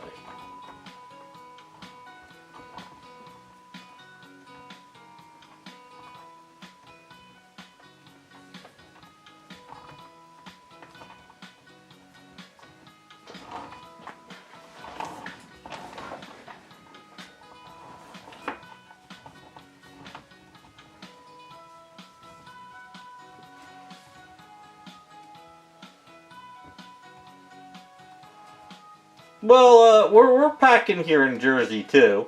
There's plenty of people that are armed up. I just think that they're going around areas that are not as armed, I guess you can say. Plus, I think people these days are not really worried about shooting it down. They want to get those TikTok views, so they rather pull out the camera and get some good footage before any, you know. The world could be ending, and they'll get good footage before they actually try to save themselves.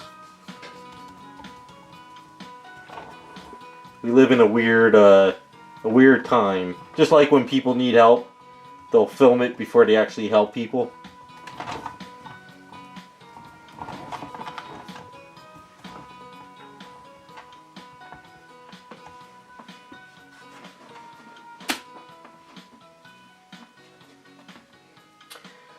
The reason why I'm not using metal is because there's no way in hell I'd be able to work metal to kind of play with this.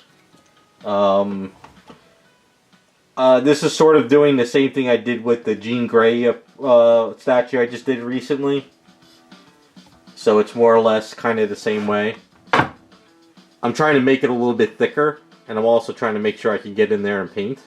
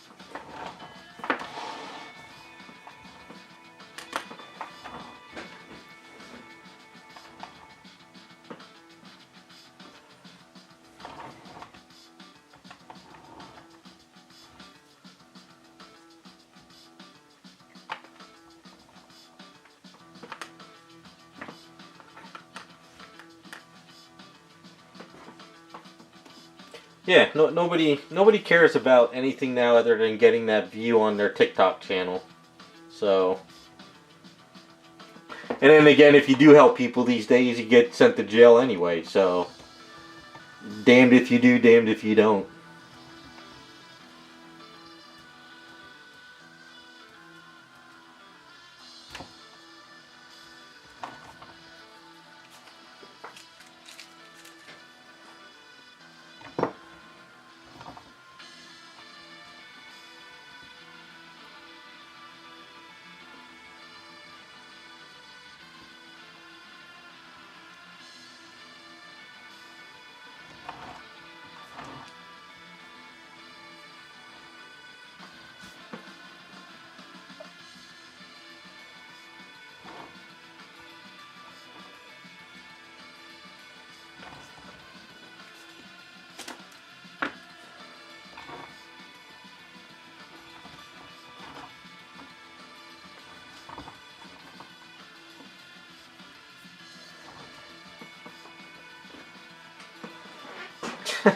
That's fine, Rukin. It's alright. We'll allow it.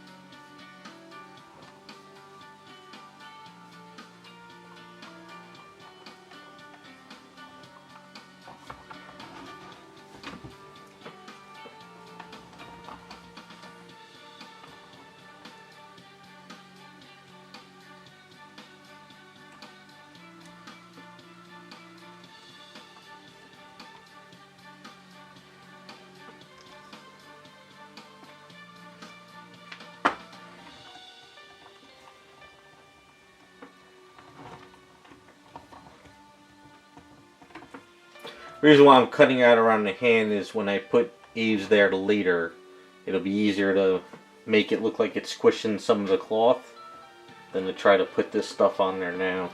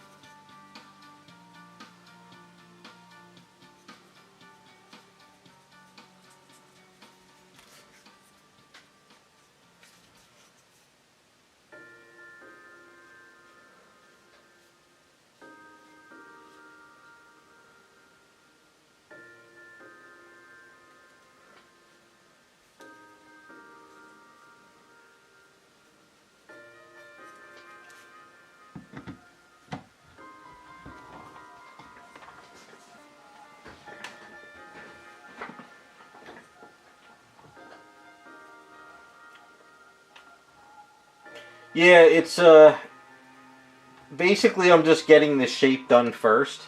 And then what I'll do is once this cures up, I'll sort of sand this down a bit. And then what I'll do is I'll start working on wrinkles around here. We'll start working wrinkles around the area. And what I'll do is I'll put a little more Aves in here and make it look like at least some of these fingers are sort of squeezing the, the fabric, like it's being pushed out a bit. So that's why I didn't try to put the fingers all the way down on her, because I don't know how far it's going to hit yet. So a lot of tweaking to go yet still.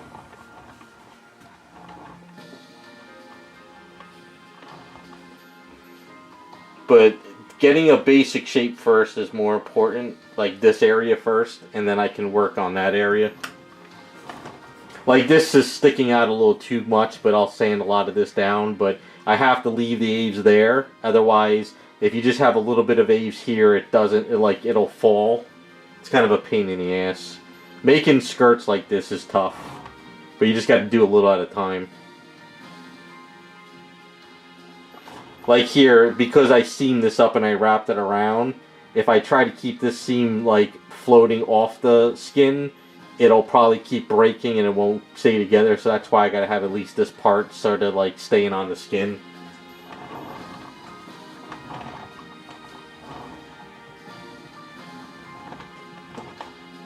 But I think it's gonna come together, once I kind of work out the wrinkles here and here, it'll give that nice hourglass look to her. Because Jessica's supposed to have that real thin waist anyway. But it's always easier to sand it down and kind of clean it up a bit.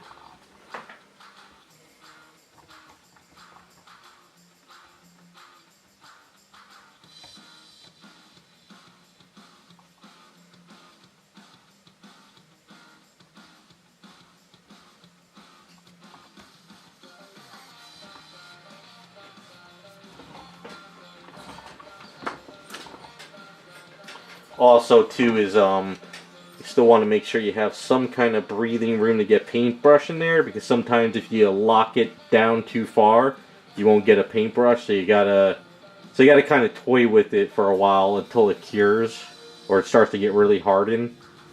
Otherwise, it's just a pain.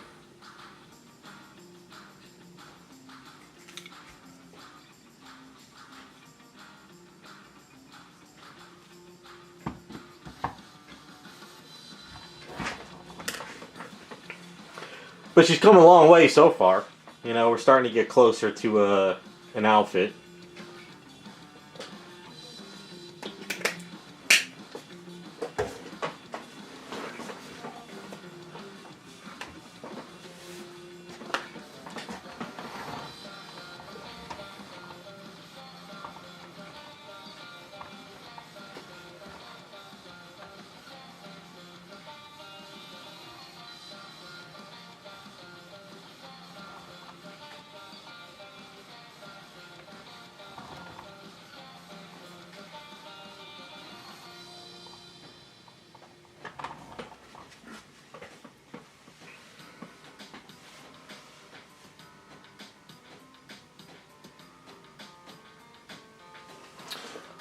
Hair dust, yeah, it sometimes stuff sticks to it. Like there's a little thing stuck like right there, but with primer and sand it'll come right out. There's times when I've eaten food, because I eat at my desk for lunchtime every day, and sometimes I'll stick Aves on the mat, and then when I put it on an item, there'll be like a chunk of pizza or bread in there. You just gotta kind of just pop it out. And then there's sometimes I cut myself and there's blood in my Aves too, so there's a couple of statues out there that got some blood mixed in with the Aves. Some nice statues with a little DNA from me. But you will never know because it'll be primed over and painted. And not the bad kind of DNA. Get your heads out of the gutter.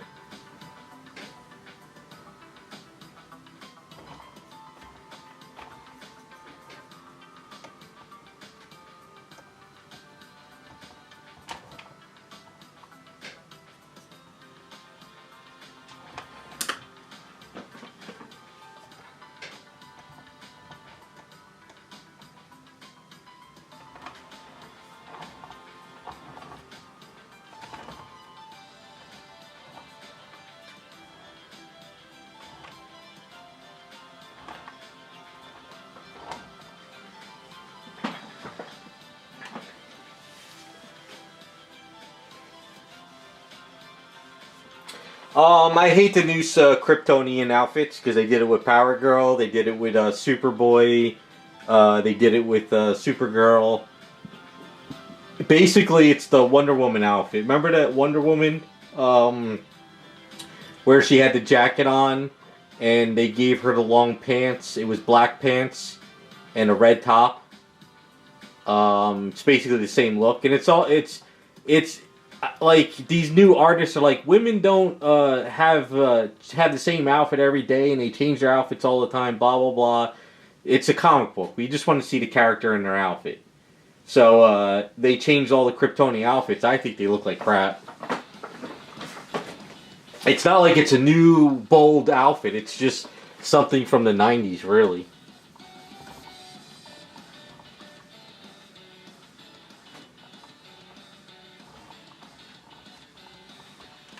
And you can tell the comics aren't selling that well because I even have a relative who asks me about comics all the time, and he's like, "Oh, they changed the outfits to the characters." He's like, "Is that a new Supergirl or is that a new Superboy?" I'm like, "No, it's the same one. They just changed the outfits." And he was like, "They look like crap."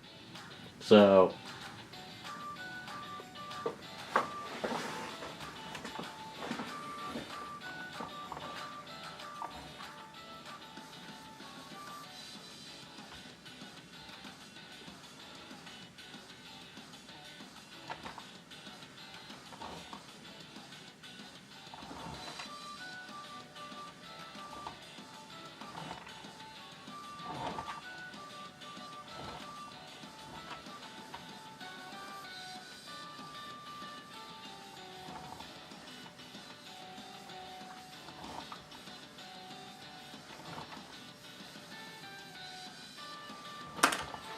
It's kind of funny too with the outfits. I see some guys on Instagram who draw the new outfit of Power Girl, and they get a couple likes, and people are like, "Yeah, that's really good. It looks great."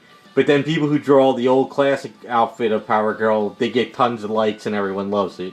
But you get a lot of these artists now who are like, "Oh, I love the new outfit. It looks so much better," because it's not as sexualized, I guess you can say. But it's just a damn superhero outfit. It's that's why I don't understand with the new people in the industry. Everything is sexualized. Everything is this. It's just a damn comic book and a superhero. But they gotta ruin everything.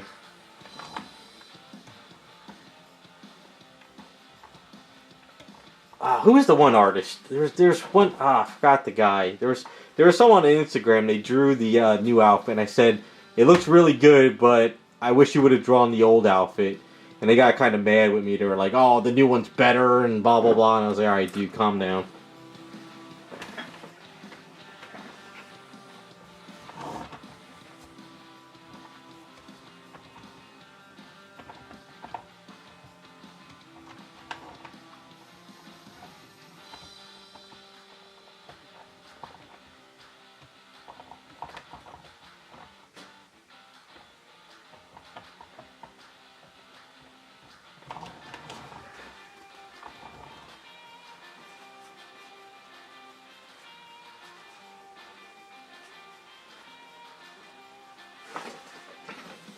Yeah, the gatekeeping is getting worse. It's really getting stupid. I mean, growing up reading comic books, I don't really ever thought that, oh my god, these women are over sexualized. Because if you think about it, all the men were wearing underwear and they were friggin' like pretty much naked too. So why was it, why is women an issue, but, Hulk can be all jacked up wearing, like a pair of briefs or something, Or the Thing's wearing a pair of briefs, or Cyclops wears underwear on the outside in Superman, but that's not objectifying because it doesn't show skin. I don't know. But it's okay, though. I mean, they could do what they want, and the people are going to vote with their dollar, If they're not making money, and the comic books are dying, it's because they're the ones that are doing it. It's not us that are doing it. It's always the customer, If the people don't want to read it or buy it, then you're doing something wrong. You're right, manga is blowing away comic books because it's fun and entertaining.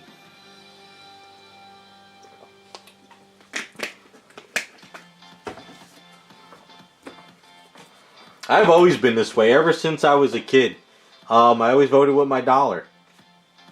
If you make something I like, I buy it. If you don't make something I like, I don't buy it. And if the comic book fails and nobody's buying it anymore, you did something wrong. But these days, it's hilarious because I keep up to date on all the YouTube stuff. If the comic book is failing, it's because it's the fans are toxic and it's their fault.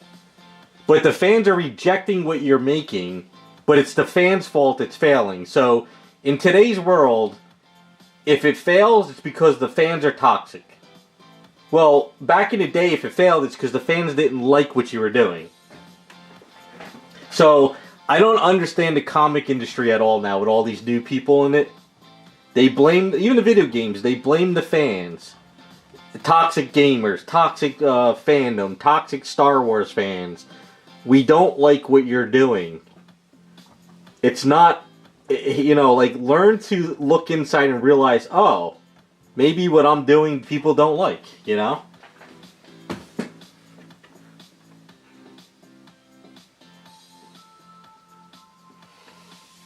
Yeah, I remember that with the Danger Girl stuff. Yeah, it's gotten out of hand. It's just so stupid. But I look at it this way: if they're never going to make comic books like they used to, at least I got all the old stuff. You know, I got all my old stuff I can always go back to and read.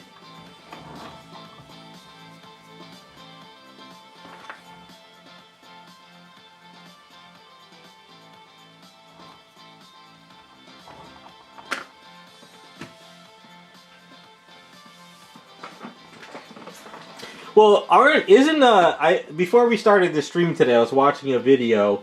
Isn't Twitter going crazy over the manga stuff because people were drawing the characters lighter skinned than what people believe they should be, and they're attacking all the Japanese fans now?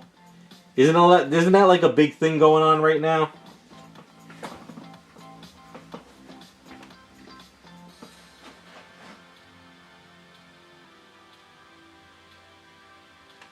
Yeah, Jacob, that's the way it is. I mean, just look at the Star Wars. All the Star Wars. I watched that one channel, all the Star Wars shows. The only reason why Star Wars is doing bad is because it's toxic fans. No, Disney is not making Star Wars what it should be. It's as simple as that.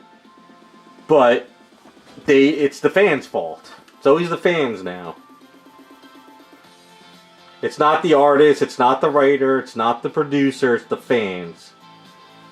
I think people forgot that the fans are the ones that pay your paychecks. If you're not giving them what they want, they're going to go somewhere else. So it's like the same thing with doing statues as a commission. I'm going to do what the person wants, not what I want to do. I'll suggest stuff, but if they want a character painted pink, I paint it pink. You give them what they want. Yeah, Mr. Grizzy, that's his channel. That's the one.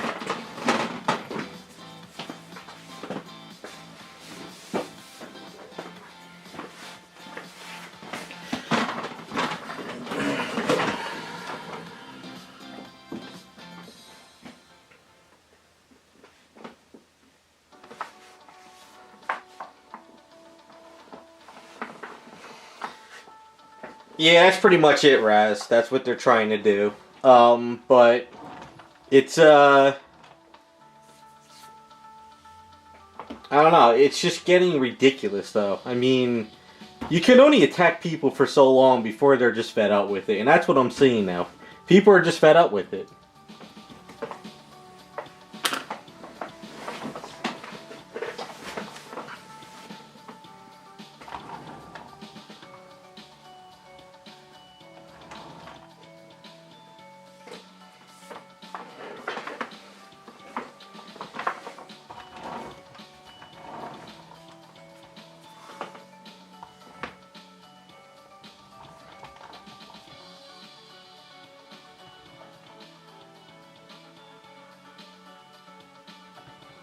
Like, I was watching the one thing. If you want to make a fan art and you want to make the character a different race, a different gender, a different color, a different design, you can do whatever you want as fan art. There's nothing wrong with that, right? I mean, you want to make Jessica Rabbit in different races, genders, or whatever, you can do it. But to attack somebody for doing it is the dumbest thing in the world. You know? It's fan art. You can do whatever you want. You know, I go on DeviantArt all the time, and people do all kinds of stuff, and, you know, if they do something I like, I look at it. If they don't, I move on. But to sit there and start attacking people, it's gotten out of hand.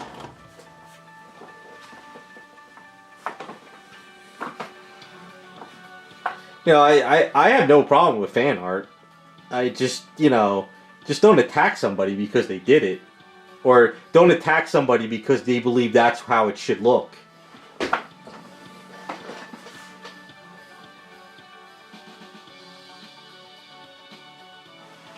Yeah, Devastator, they're gonna do that no matter what.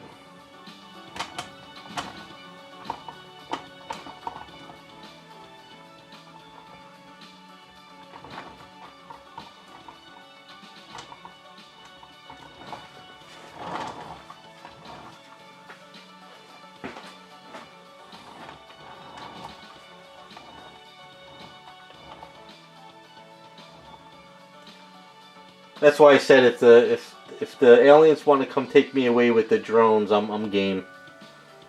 Like, just take me. Let's go. Be like, I'll buy lunch. Get me out of here.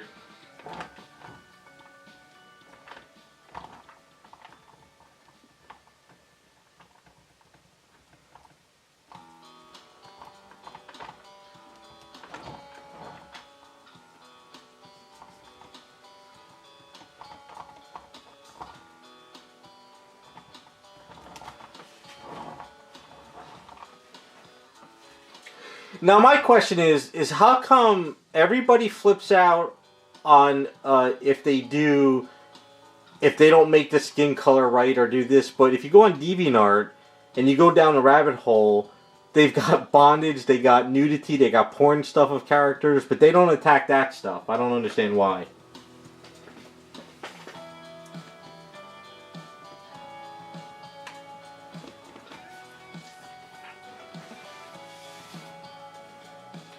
Yeah, instead of saying improve, just say like I did a little bit of a fan art, or I did a little bit of a customization of your item. You know, like improving is just like I guess offensive. I guess, you know. I don't know. It's a weird mentality to me.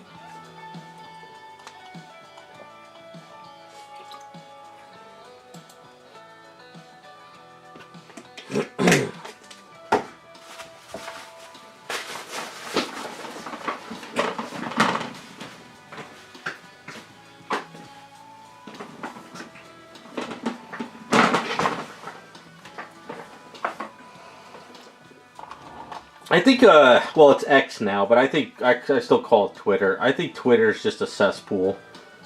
I think the people who are on that just need to just relax. That's why I really stopped posting on it. I just don't. There's no reason to post my stuff up there anymore or do anything about it.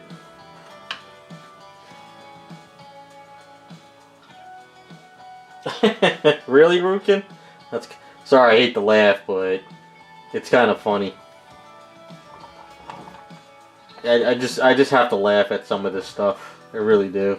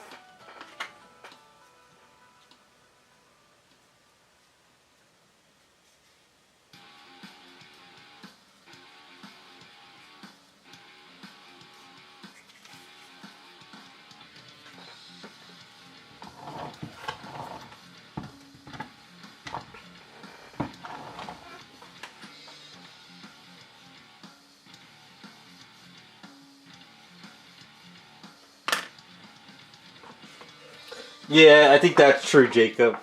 Like I said, I think people just need hobbies. Just do your own hobby, post it, and move on.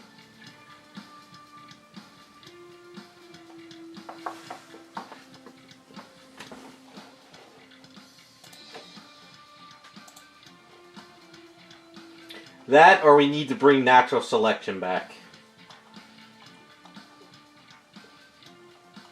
You know what we need to bring back? We need to bring back the old metal jungle gyms in schools. That'll wake people up. That'll make you realize that life is way too short. When you're like 9 years old and you're going down that hot metal slide in the middle of summer, burning your ass off, or falling on this jungle gym and getting a scar. You kind of realize that, life's not that bad if you could survive that crap. That's I think when they took away metal jungle gyms and they created real world MTV, that's when society went to hell.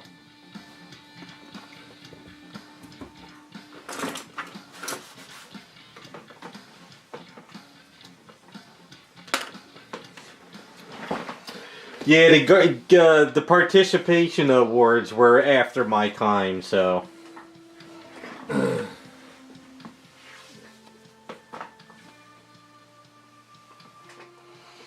Yeah, the old public water fountains, that's right. Yeah.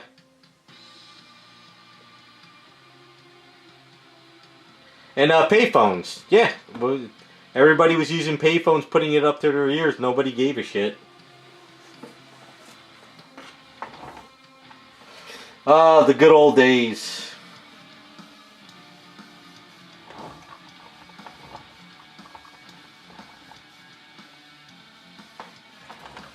That's why I laugh every time I see that meme on Instagram where Doc is telling Marty, we need to go back to the 80s and stay there. That is so true. Although I would choose the 90s. I miss the 90s.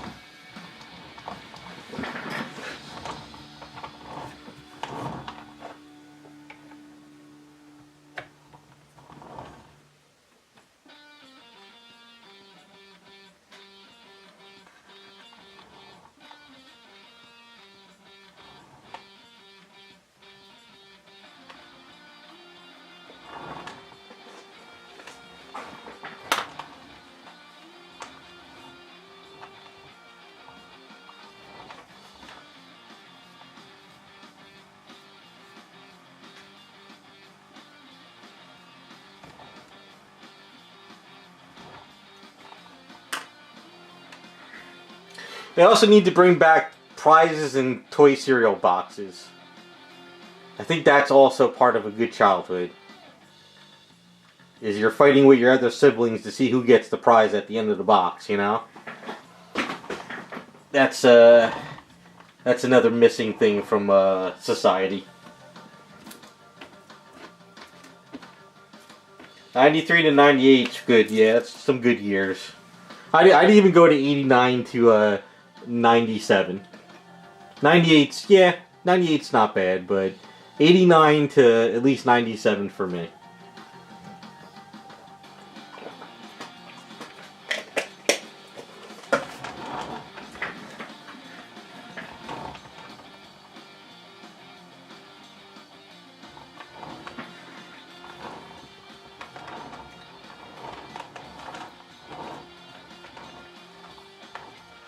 Got to fix this chunk up here a lot. Sand a lot of that down.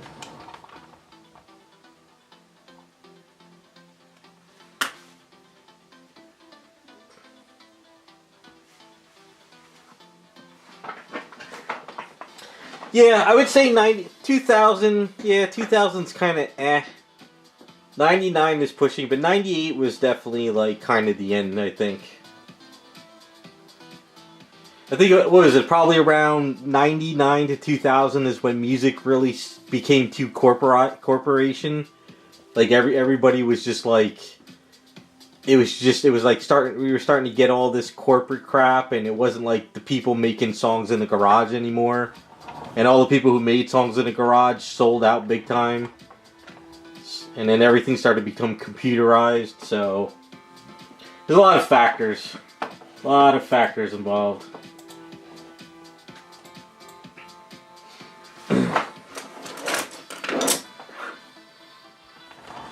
I think it was about 2005 is when comic books sort of started dying, at least for me. I collected until 2008. But 2005 is kind of when I really started slowing down more and more.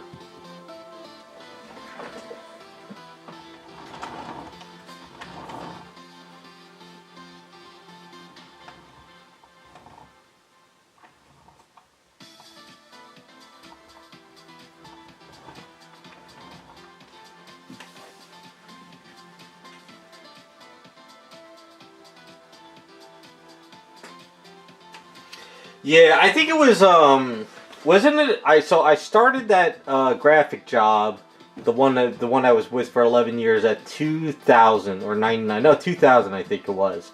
And I remember working in the one office, I think it was from 2000 to about 2003 is when we had just, teenage heartthrob movies nonstop. And I think that was kind of the end of, like, comedy movies almost, in a sense. It was just started to be all teenage stuff.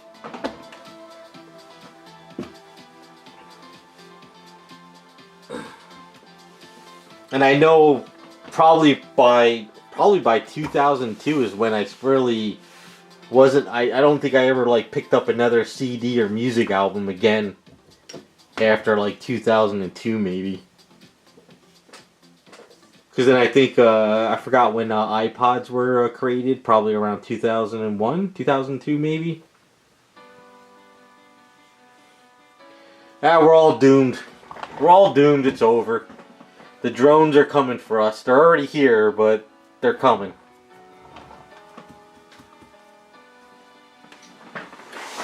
The drones are here.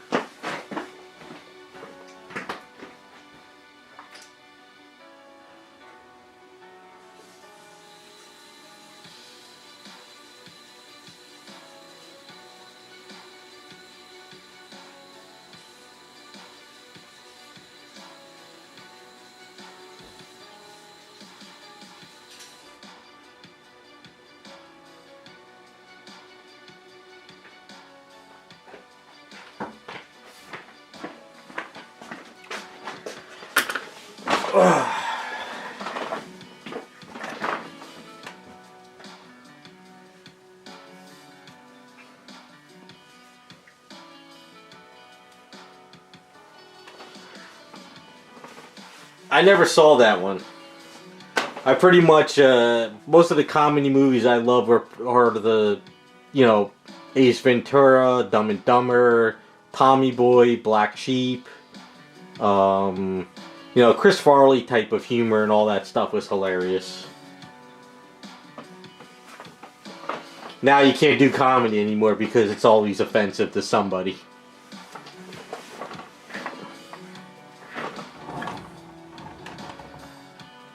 I think this is looking good. Got to start putting putty on areas. So throw some putty down.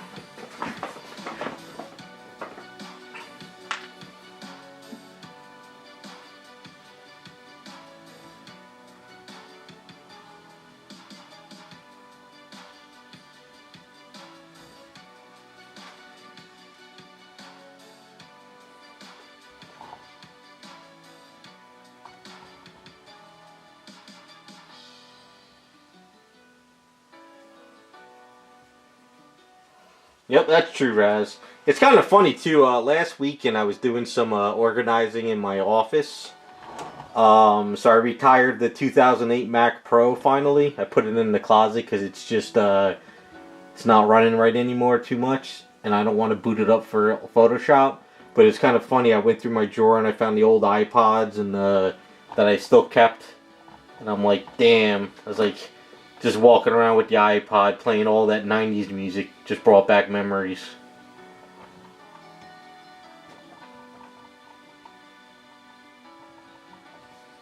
Wish I still had my old CD Sony Walkman. But I don't have any CDs anymore. I got rid of them.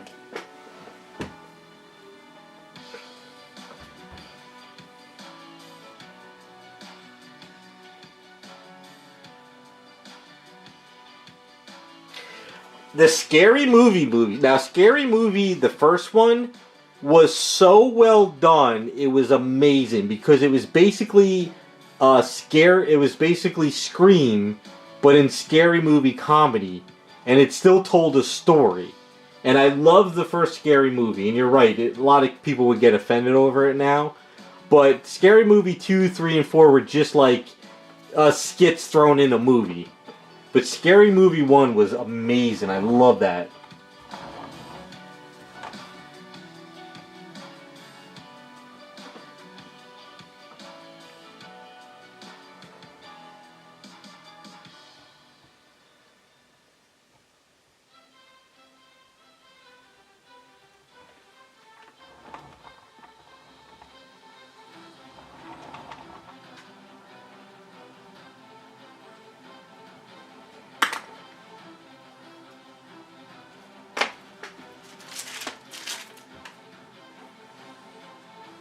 I wonder if I should do this.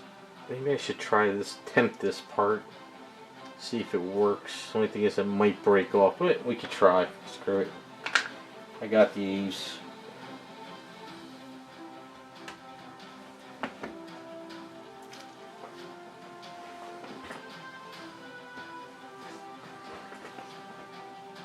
Yeah, Scary Movie 2 was kind of blah. It wasn't really as good.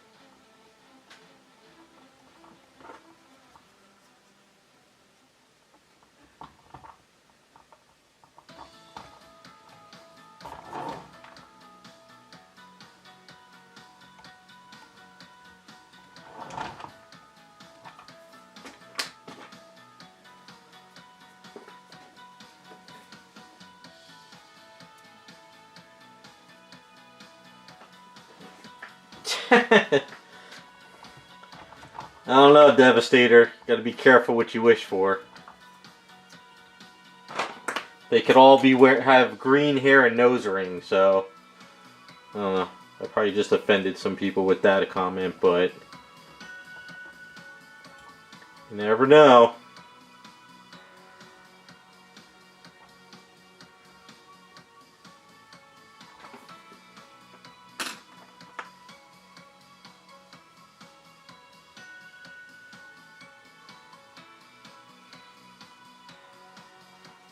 You know, I had a funny feeling that 28 years later wasn't going to appeal to me. I remember seeing 28 days later and 28 weeks, but since they missed the timeline to do the new one, and if it's the guy who did the Marvels, then I have no faith in it.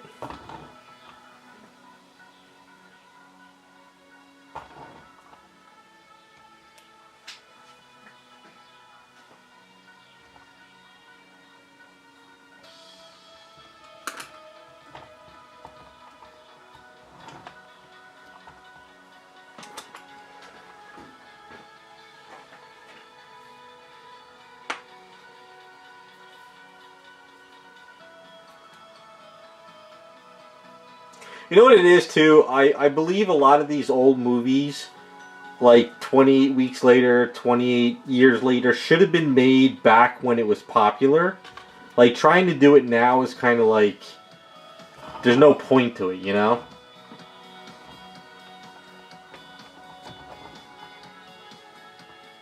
Should have been made back when it was, you know, the time when everybody probably would have wanted to see it.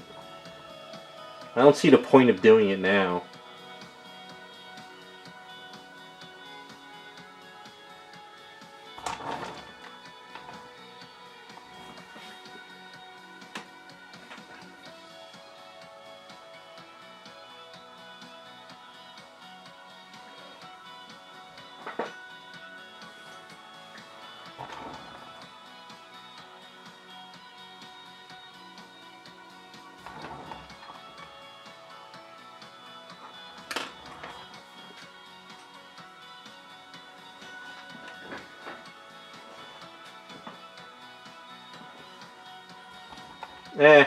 It's alright. I like 28 days later, but 28 weeks later I didn't really care for. So I don't really care. I'm kind of zombie movied out anyway. I think all these zombie type of movies are kind of not really my thing anymore.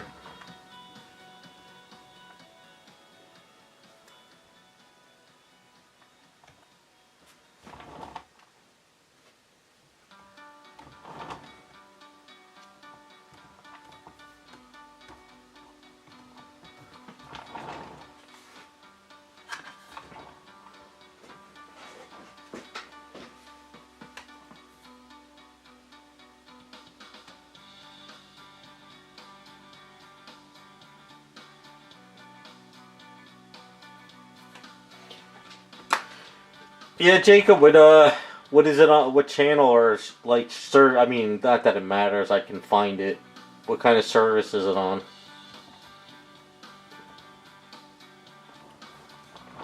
This is gonna have to be kind of blended up and sanded.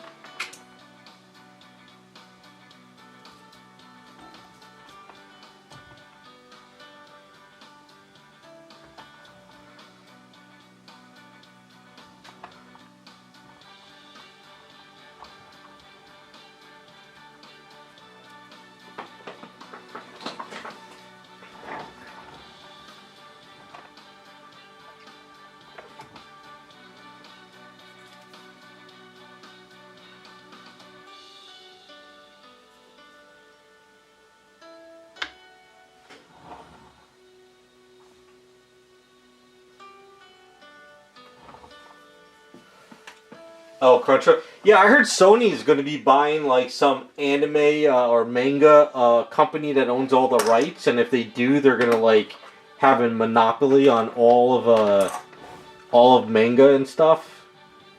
That's what I heard,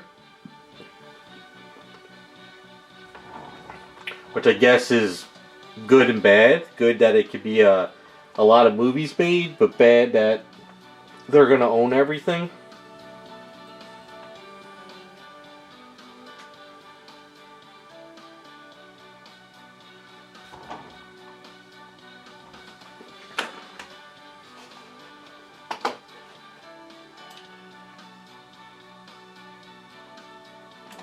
So it's not really, I think that works pretty good. Take it down a little bit like that.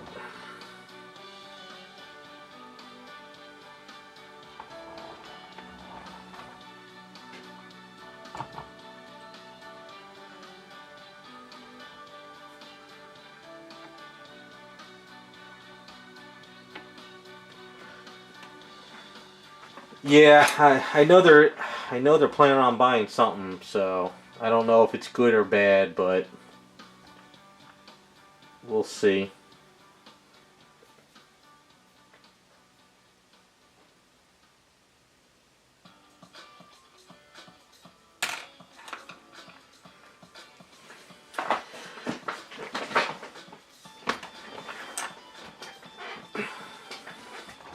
don't think anybody owns anything anymore except like 4 corporations. So.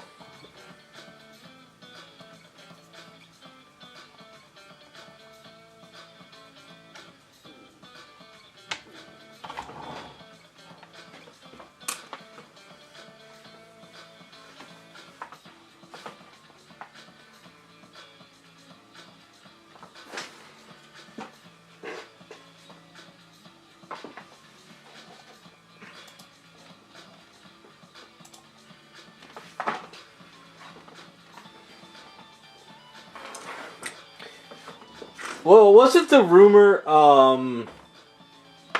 was it Ryan Reynolds or was it Elon Musk wanted to buy Marvel?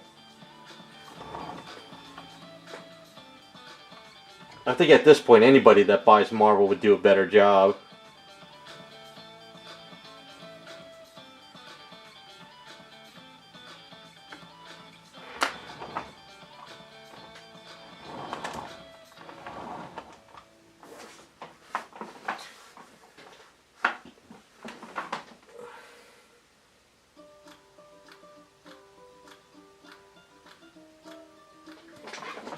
Alright, Jacob, I'll have to look into it. If I get a chance.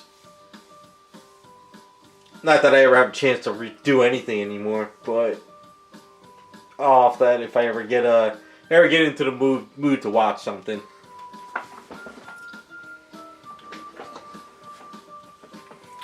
Well, Scott, all Hollywood did.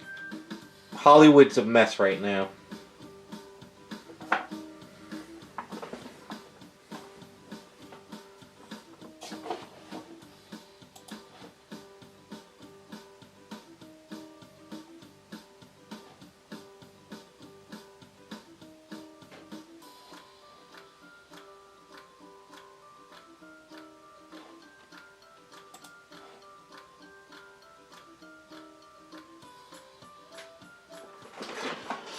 Yeah, Jacob, that'd be good. I could put it on my little streaming mini I have in the TV room. Got an old Mac Mini which I use to stream and also watch my hard drive of movies.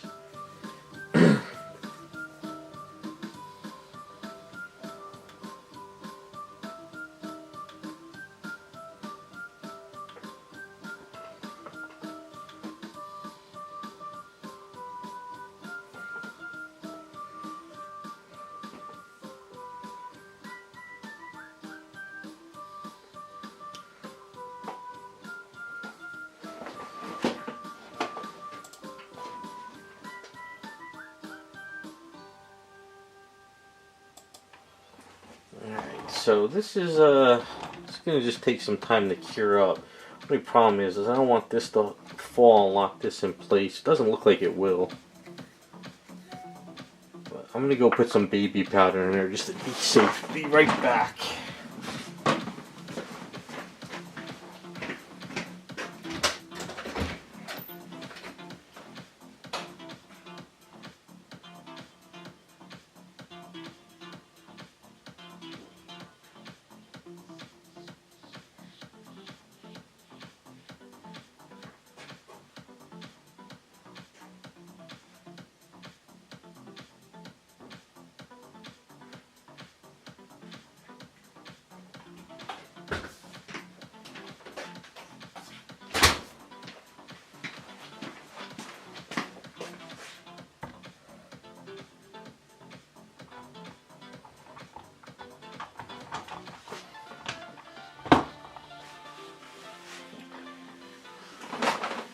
Oh wow, Zero! You had to come in and say that. I'll get kicked off YouTube for that one.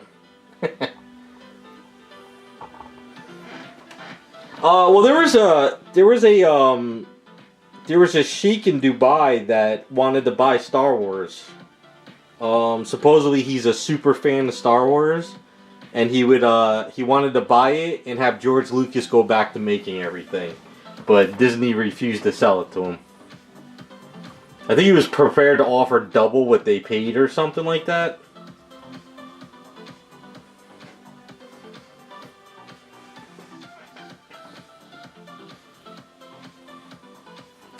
Oh yeah, Star Wars is definitely done. It's long, long gone. They killed it. It's crazy how they killed $1 billion IP.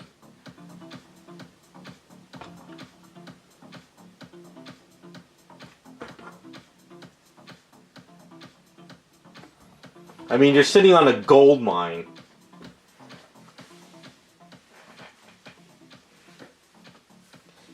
Oh, the new Star Wars, you're not allowed to make fun of the children. That's what the shills are saying. Can't make fun of the children.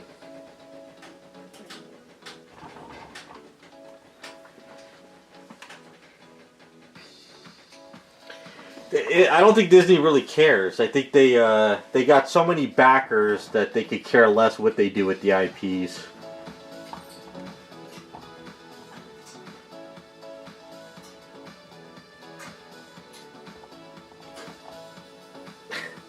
No, this is Jessica Rabbit. You want to get me banned, don't you?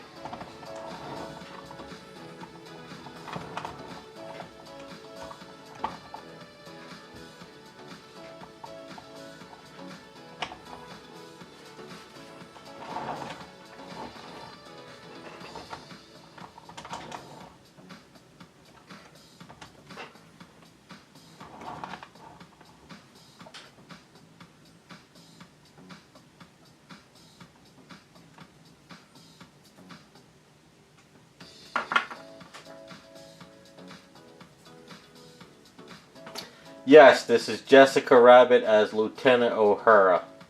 O'Hara? So what if?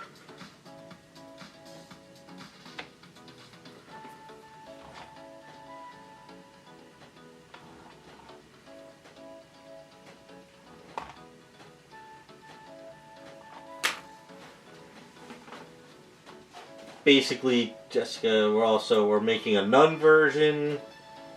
And we're making a police officer.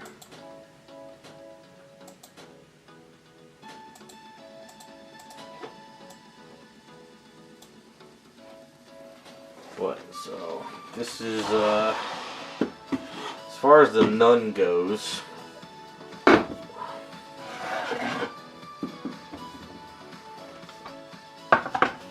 don't think I'm gonna have time to work on the nun version tonight. I still gotta figure out what I'm gonna do for the. Where's the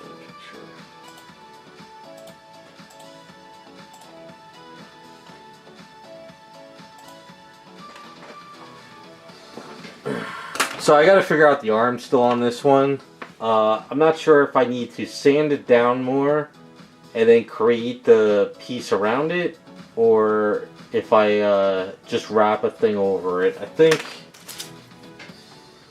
don't know if this will work. Let me roll this out and try real quick. Let's see.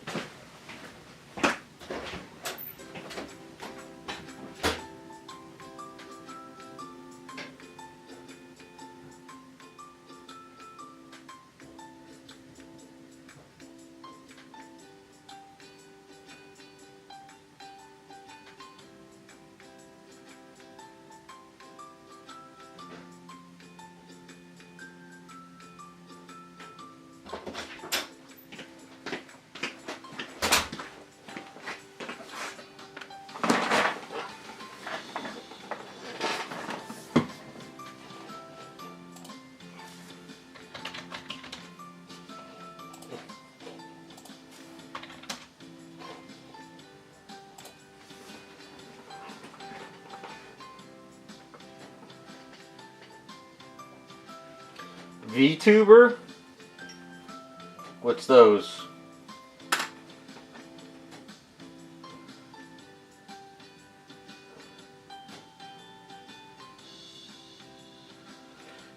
Maybe this will work.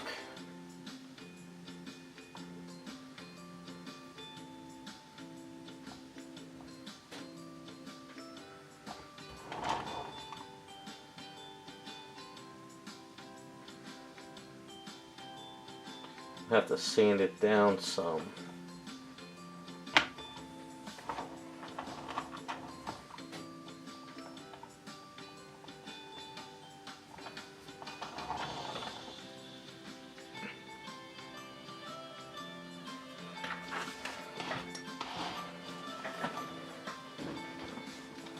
Oh, I know what you're talking about. Yeah, I got you.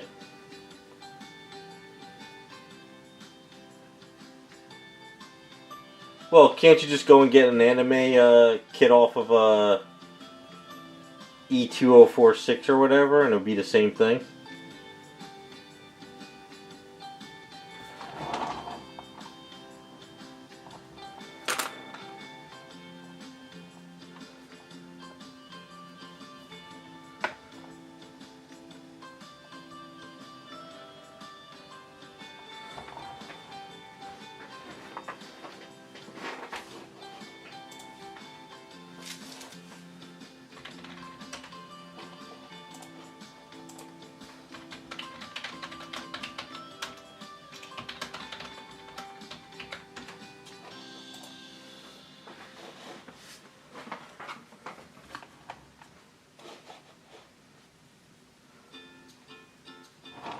Alright, I think, what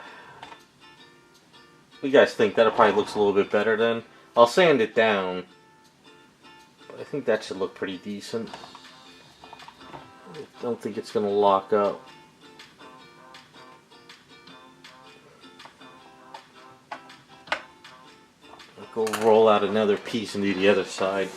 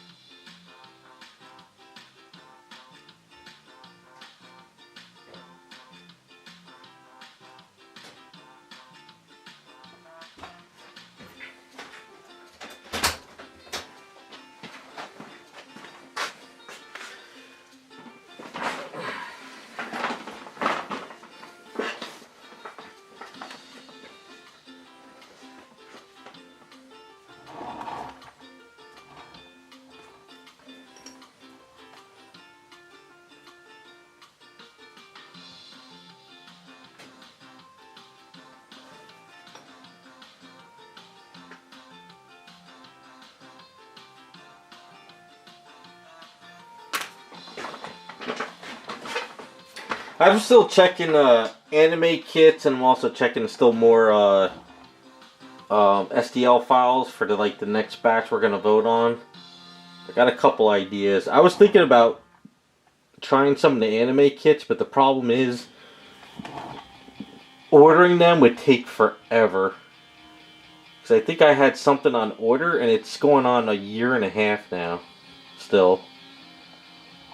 So I'm a little bit sketchy on trying to order any anime stuff. Takes too long. When an STL file I can get, Raz to print it out as long as he's not blowing up his garage.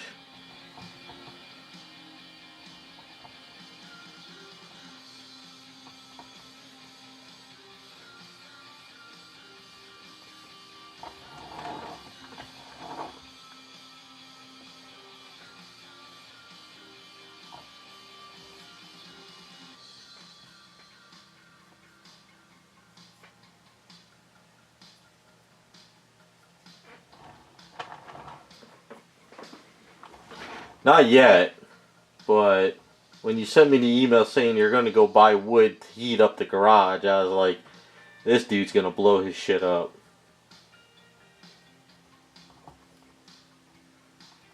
Just, if you do, save my prints. That's all I ask. The most important thing is my prints. Shield them with your body.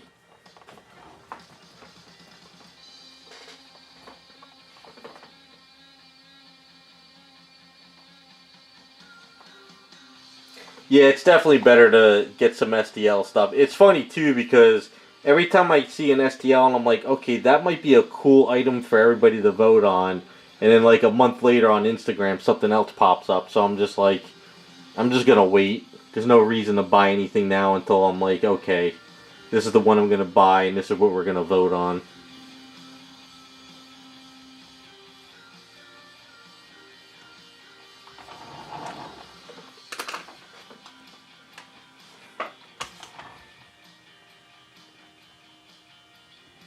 Because I finished up the Brother Voodoo kit. I filmed it today. I got to post it this weekend, but even just 3D prints made to order is faster than the stuff you get being casted up. So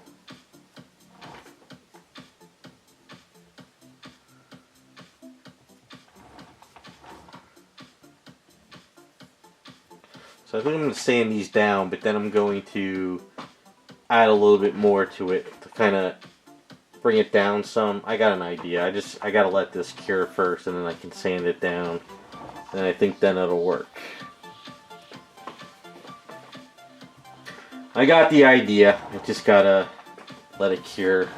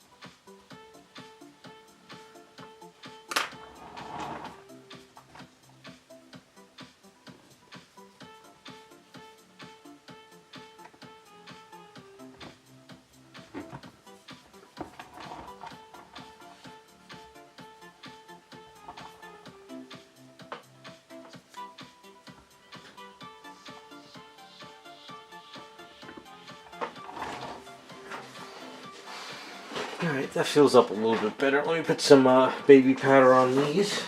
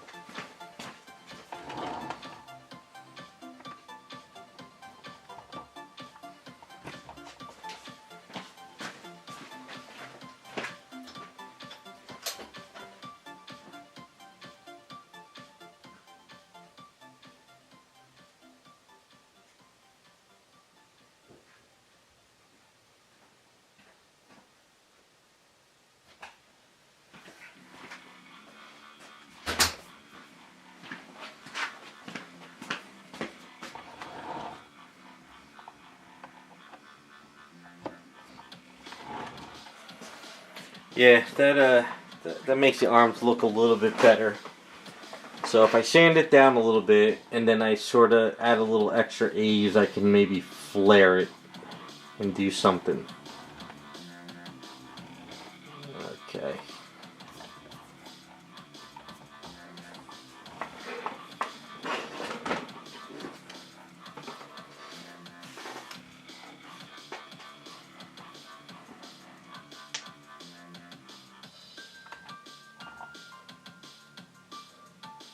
Well, the winter is here, and it is freezing out,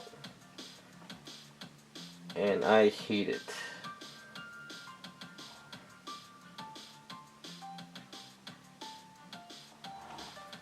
And of course, I got my bill for the gas today, and I'm like, damn it. It used to be cost effective, and that's not anymore.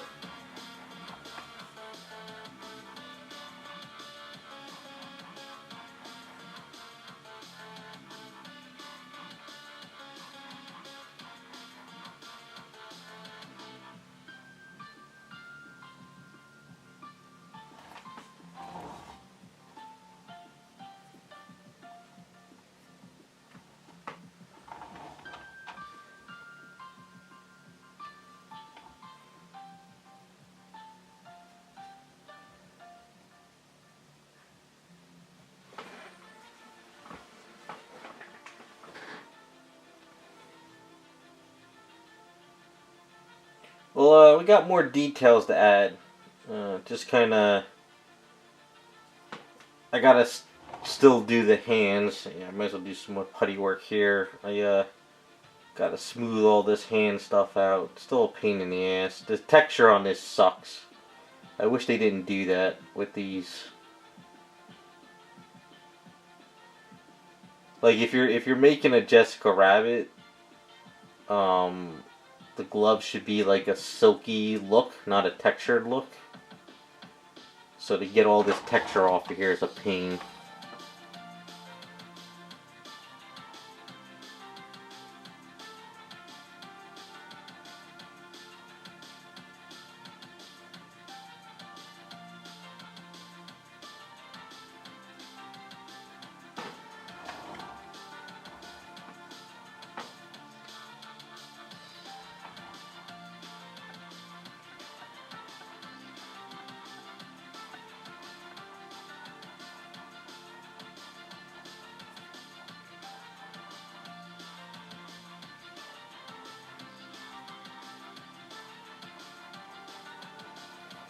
So if you guys ever make a Jessica Rabbit sculpt, remember, silky gloves, not textured gloves. She's more of a silky glove kind of gal.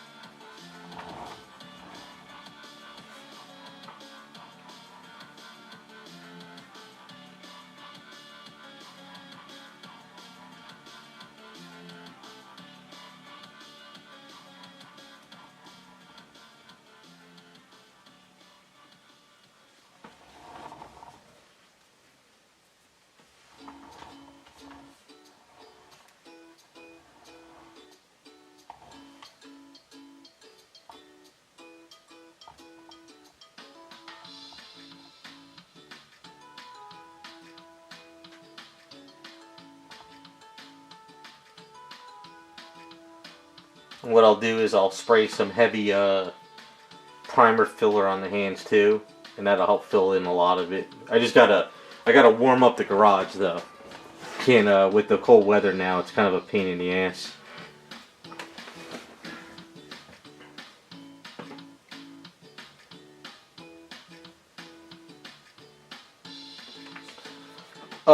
No, we're not doing anything like with the original dress colors. This is gonna be like black latex outfit, Star Trek. Well, I mean, if you guys want, we can do a. If people are interested, we can do the Star Trek outfit in sort of a reddish glitter, but I would have to find some kind of reddish glitter paint because I don't have anything that would look like a glitter outfit, and I am not getting glitter. So don't even say like, oh, just spray it and slap glitter on it. I hate glitter. I hate it with a passion. So there's no glitter in this house. But if we could find a glitter, not a glitter paint, but a really shiny paint, maybe we could do like a we could do this outfit in a like a reddish glitter type thing, I guess.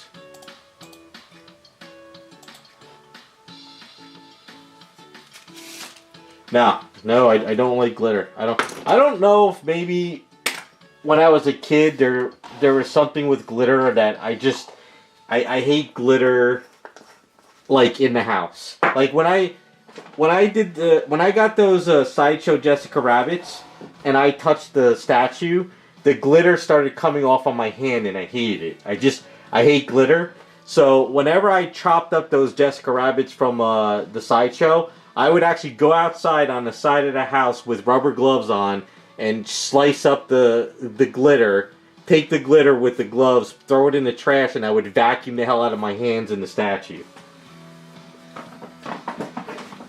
I don't know, I just hate when glitter is all over the place because it's just like, I guess because like working on statues and stuff, like if the glitter is all over your table, it gets everywhere.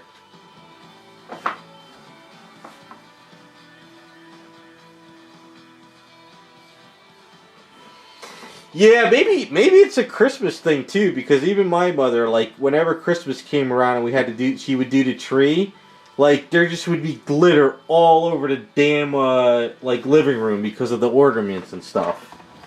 I don't know. I just hate glitter. Like if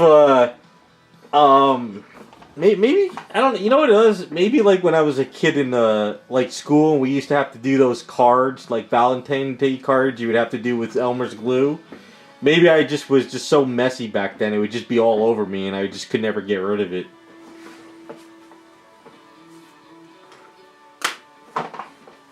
You know, too. You ever see like women when they use those glitter makeup and they put it on?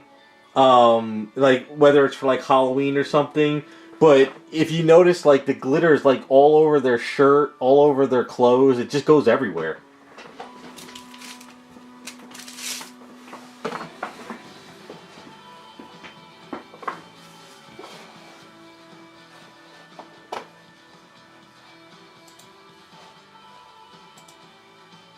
Teachers like who teach like kindergarten who do glitter out like projects must. I don't know how they tolerate it because that stuff would be everywhere.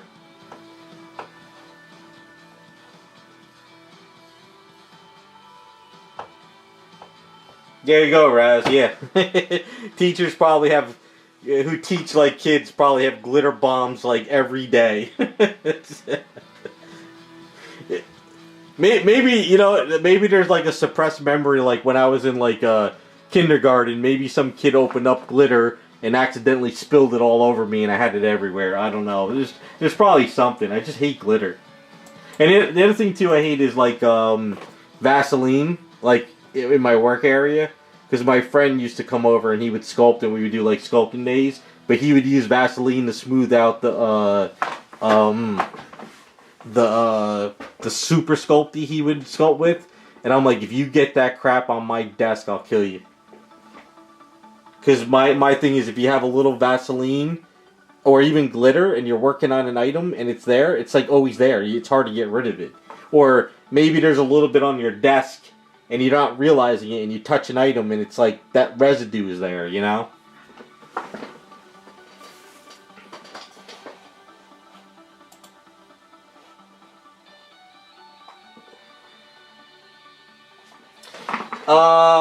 It's not work-related traumas. I have a lot of life traumas. We're Generation X. All our traumas were, you know, we had traumas every day, but nobody gave a shit.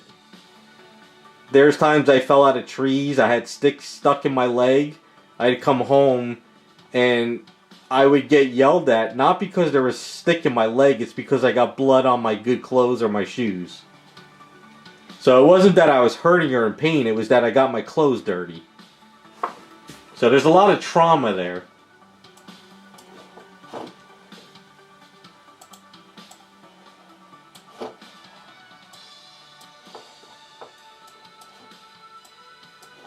Like I used to tell my little cousins, you guys don't know how good you have it. When I was a kid, at family gatherings, every adult could smack you. It wasn't just your parents. Any adult could smack you. So if you said something and the uncle heard you or the aunt heard you, you got smacked.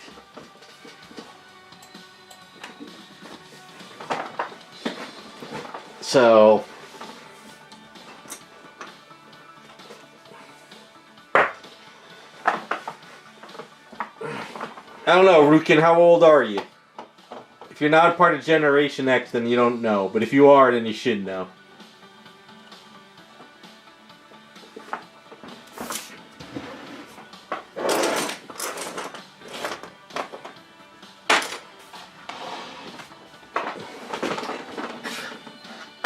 '43, so that's so Generation X is to 80. What is it? 83? Or no? I forget.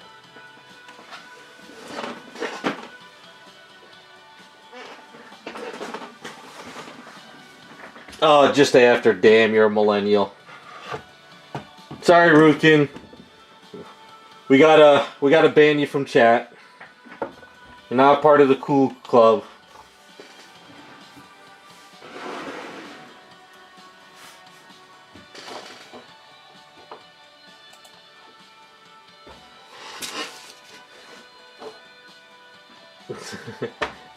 Generation Y, no, 81 is millennials, right? Doesn't it go Generation X and then millennials?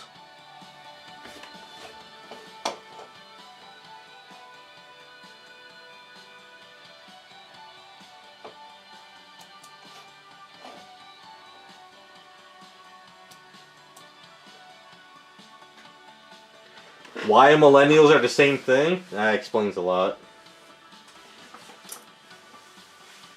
So it goes the greatest generation, then it goes baby boomers, and then what's after baby boomers?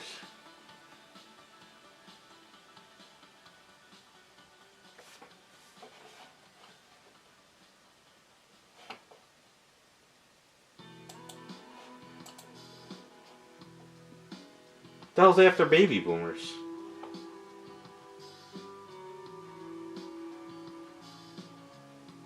Yeah, Rukin, now we can make fun of you all the time now. Alright, so it's greatest golden boomers, Generation X, alphas. So after boomers, it's the Generation X? Oh. No, I thought boomers were in the... Were in the... Oh, they were in the 70s? Really? No, boomers couldn't have been in the 70s. My mother was 39.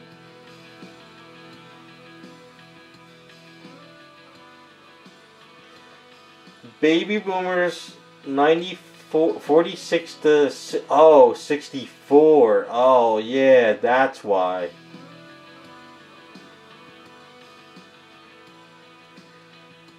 So it's like a 20-year gap. That's why. Okay.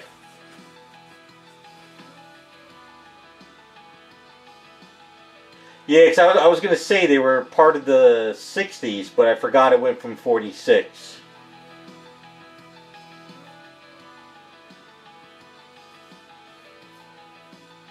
Well, Generation X is the last generation that knows a world without cell phones and the internet. We also are the last generation to, what was the other thing? The internet, cell phones, something else.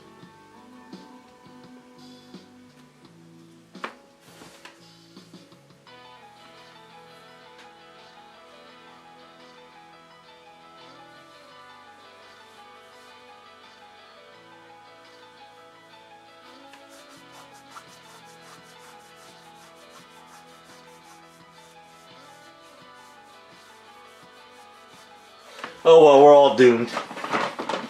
We're all doomed. Doesn't matter anymore.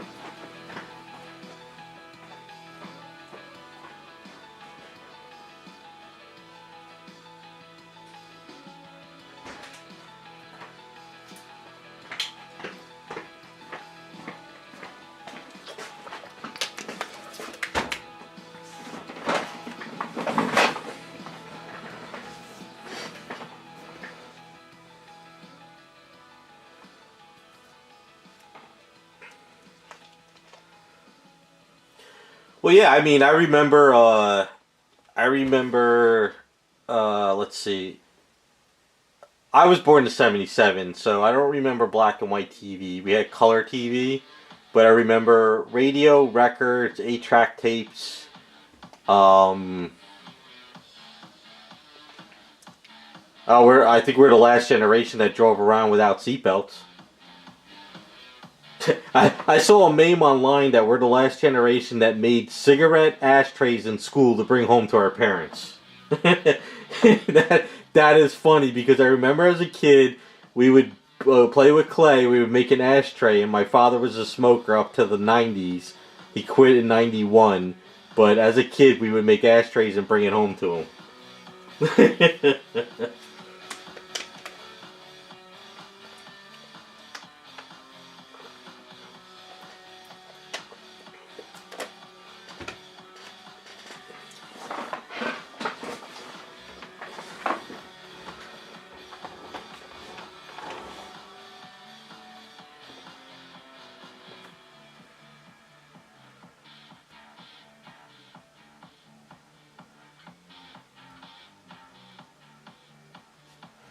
Oh yeah, yeah, Scott. That I remember my father's old. I think it was the Oldsmobile he had, where that extra switch on the floor was to put the headlights on. Yeah.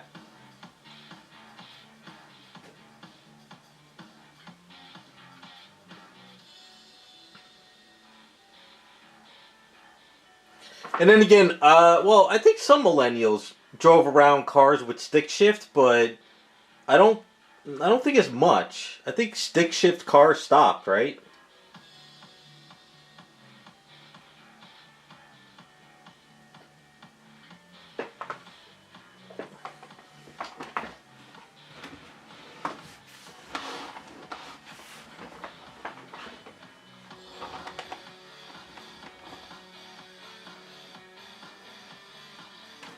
The '90s, that's what I thought.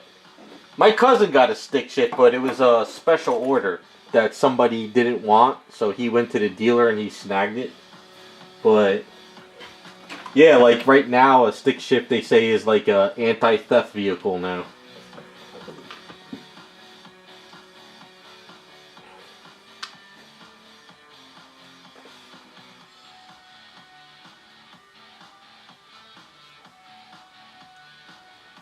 Yeah, it's funny. I remember back in the day, an automatic car was a special order, but everything was standard stick shift.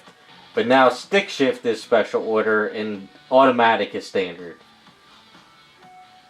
That's crazy.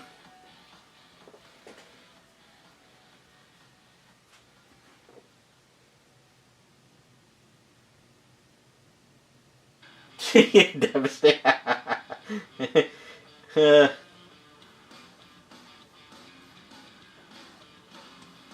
Well, I remember my father would be working in the garden on a Saturday, and he would say, "Go get me a beer," and I had to go get a beer, and I actually would open it up, and I would actually take a swig of it, and I'd be like, "This tastes like crap," but I would still take a swig of it just because try to sneak it before he knew.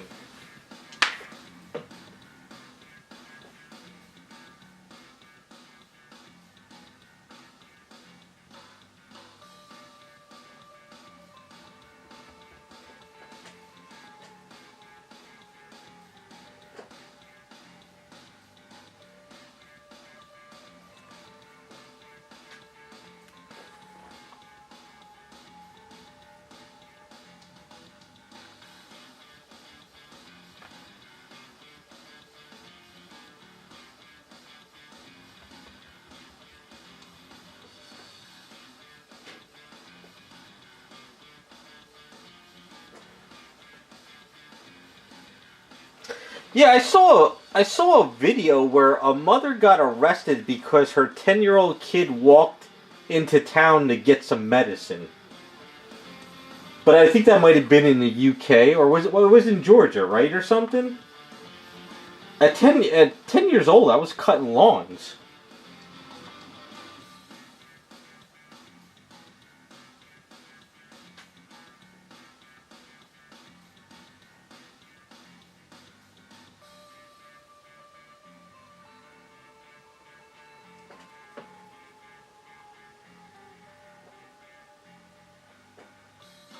God damn, we're showing our age.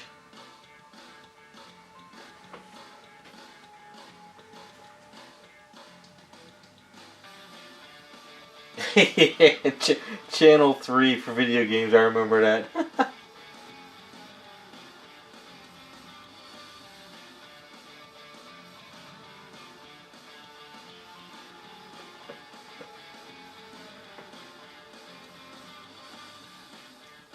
Well, we had Commodore, Atari, Coleco.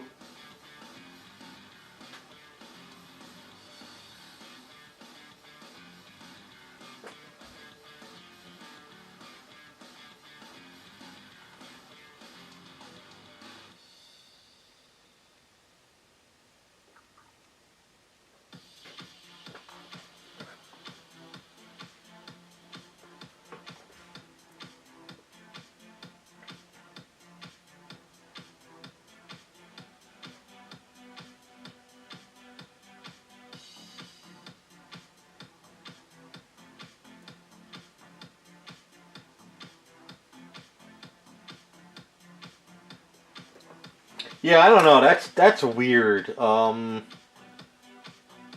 I remember, like, at the age of, like, 8 and 9, I was riding my bike around town. You know?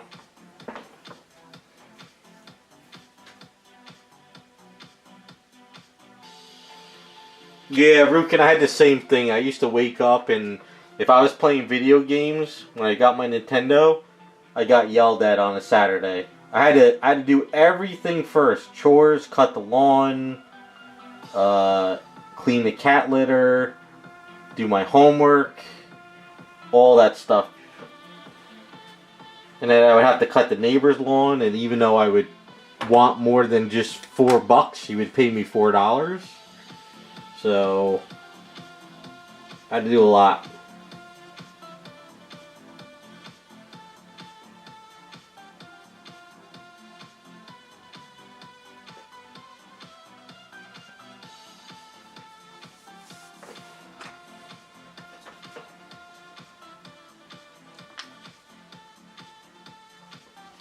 Oh, that was a different time because I remember being in the woods, and me and my friends would just like make a fort in a tree, or we would just run.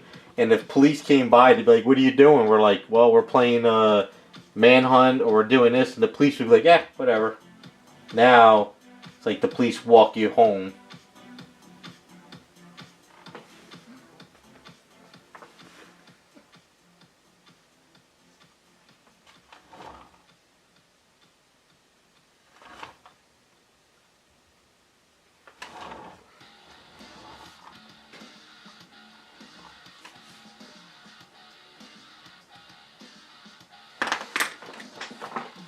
Yeah, I think growing up there was a school fight at least once a week. There was a school fight after school, and I was from fifth grade up into high school.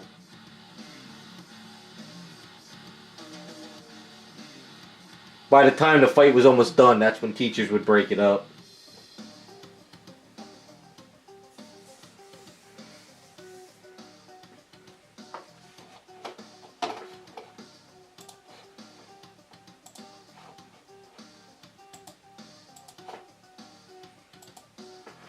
They don't even have shop classes anymore in schools. They took those away, right? So you don't even do woodworking anymore. At least here, I don't think you do.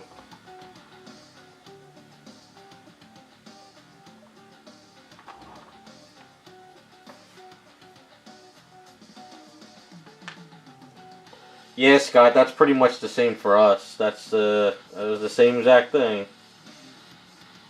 God, I miss those days.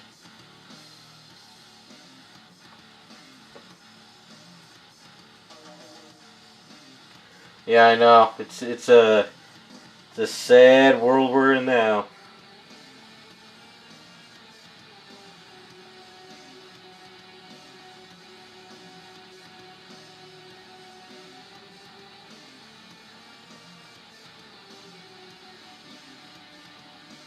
Now the skin color of a manga character is the end of the world.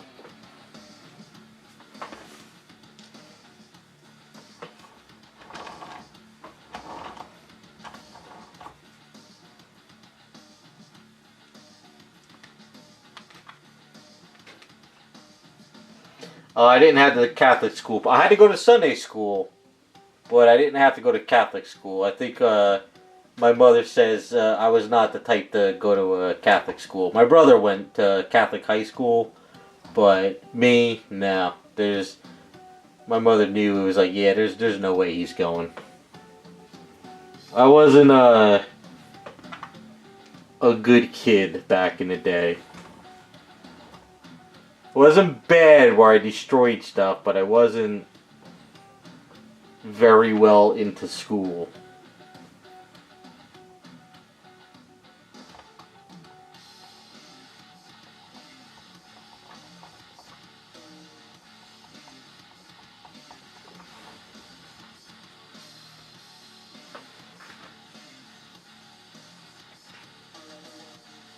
You know, Scott, there was always stories about, oh, there's pins and razor blades and candy, but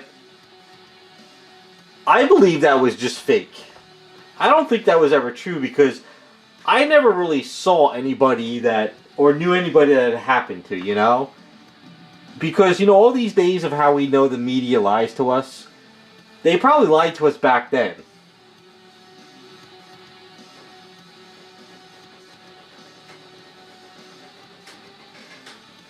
Alright, I'll tell you guys a story. Alright, so I grew up in Springfield, New Jersey, which has Balter Straw golf course, and they host the U.S. Open there every 16 years.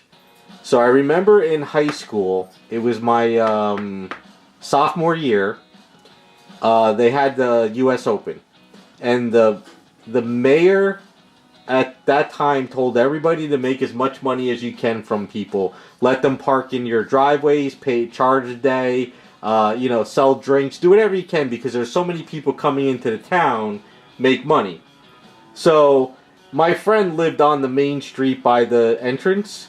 So I went over to him, and what we would do is we would ask all the people leaving the venue, do you want your tickets anymore? And they would say, no, we're going home. Here, have your ticket.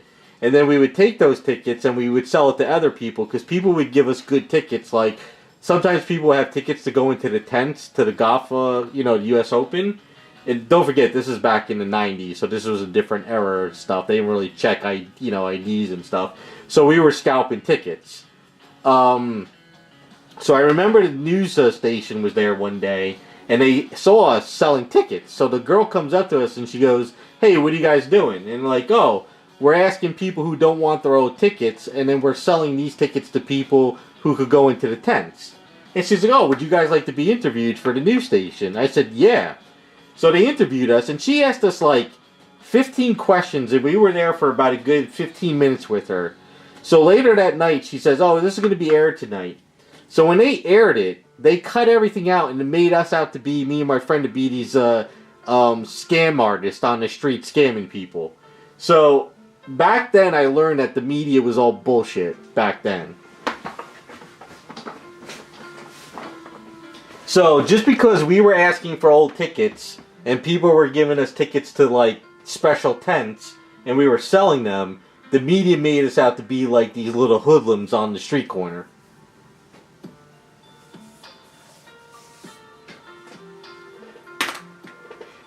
So that was my introduction to, in a very early age, that the media is bullshit and they lie.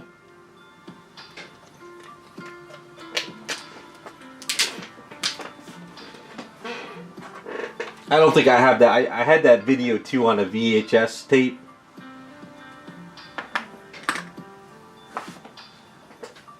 Yeah. Well, after we did that, it was funny too. We started out with no money that day, and we asked for tickets and started selling them. And then the next day, my friend, it was funny too.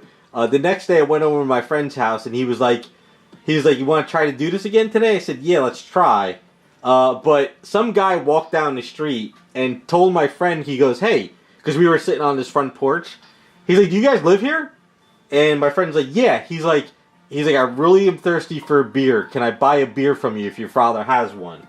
So my friend says, yeah, my father's got beer in the house. He's like, I'll sell you one. The guy's like, I'll give you $4 for a beer. Because at that time, $4 was like insane amount of money.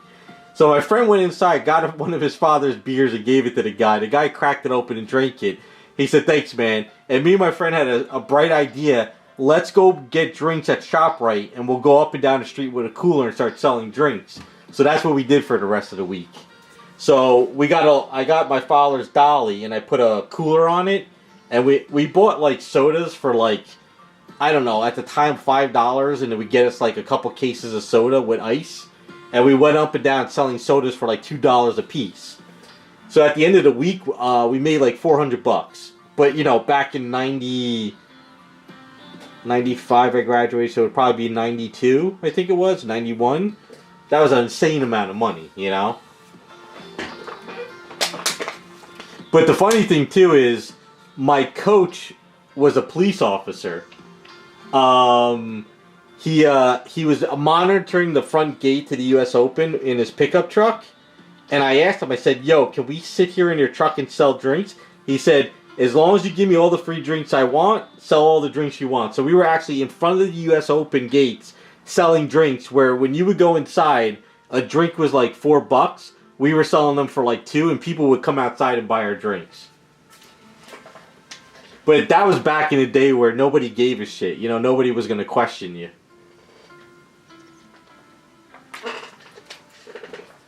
But that's the type of stuff we could do back in the day, you know? You could just go over to the store, buy drinks, and sell it for a little bit more money, and nobody really gave you any trouble. Now if you have a lemonade stand, Karen calls the police on you because she doesn't want you selling drinks on her block.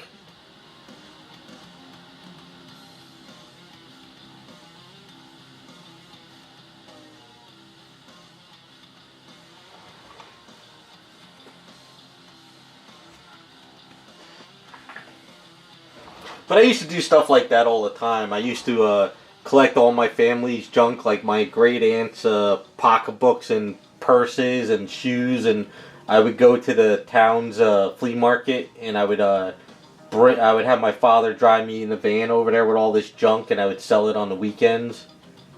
It's a good way to make money back in the day. The sad thing is, if I kept all that stuff in a garage and I was to sell it on eBay now, it'd be all collector's items and I would make bank, but back then, who the hell knew?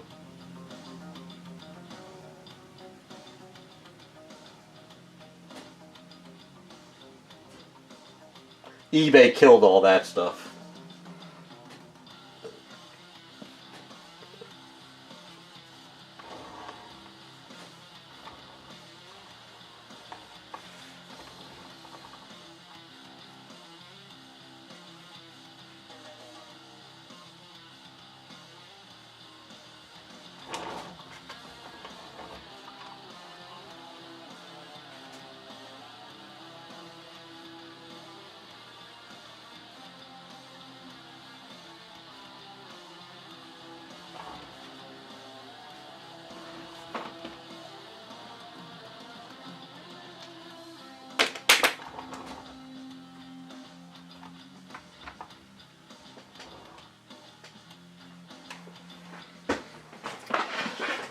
Yeah, eBay was the killer of a lot of local stuff, you know, because, like, if you had some rare stuff locally, people would come and buy your stuff because, you know, how else were you going to get it? But once eBay came on the scene, all that rare stuff you thought was rare was everywhere, so it didn't matter at that point anymore.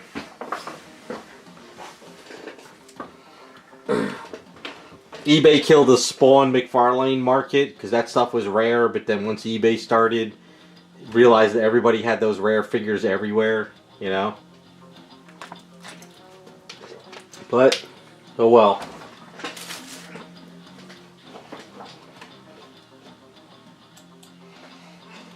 Alright, I think that's where I'm going to call it for the night.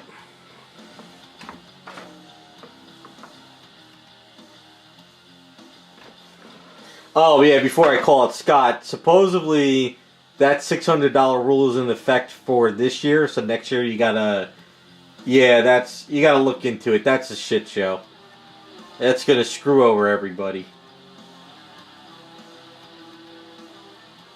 But, yeah, that's what I'm calling it for today. So, I'll try to get... I'll definitely have this fixed up so we can start working on her belt. For her next week, I'll try to see if I can get this sanded down, and we'll start working on the rest of her outfit and start getting that all cleaned up.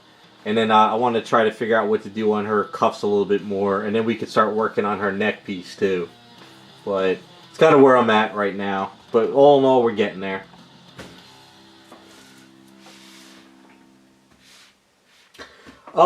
Yeah, I think I'm going to keep streaming until whatever. I'll let you guys know next stream what's going to happen. But I'll definitely be back next week, you know.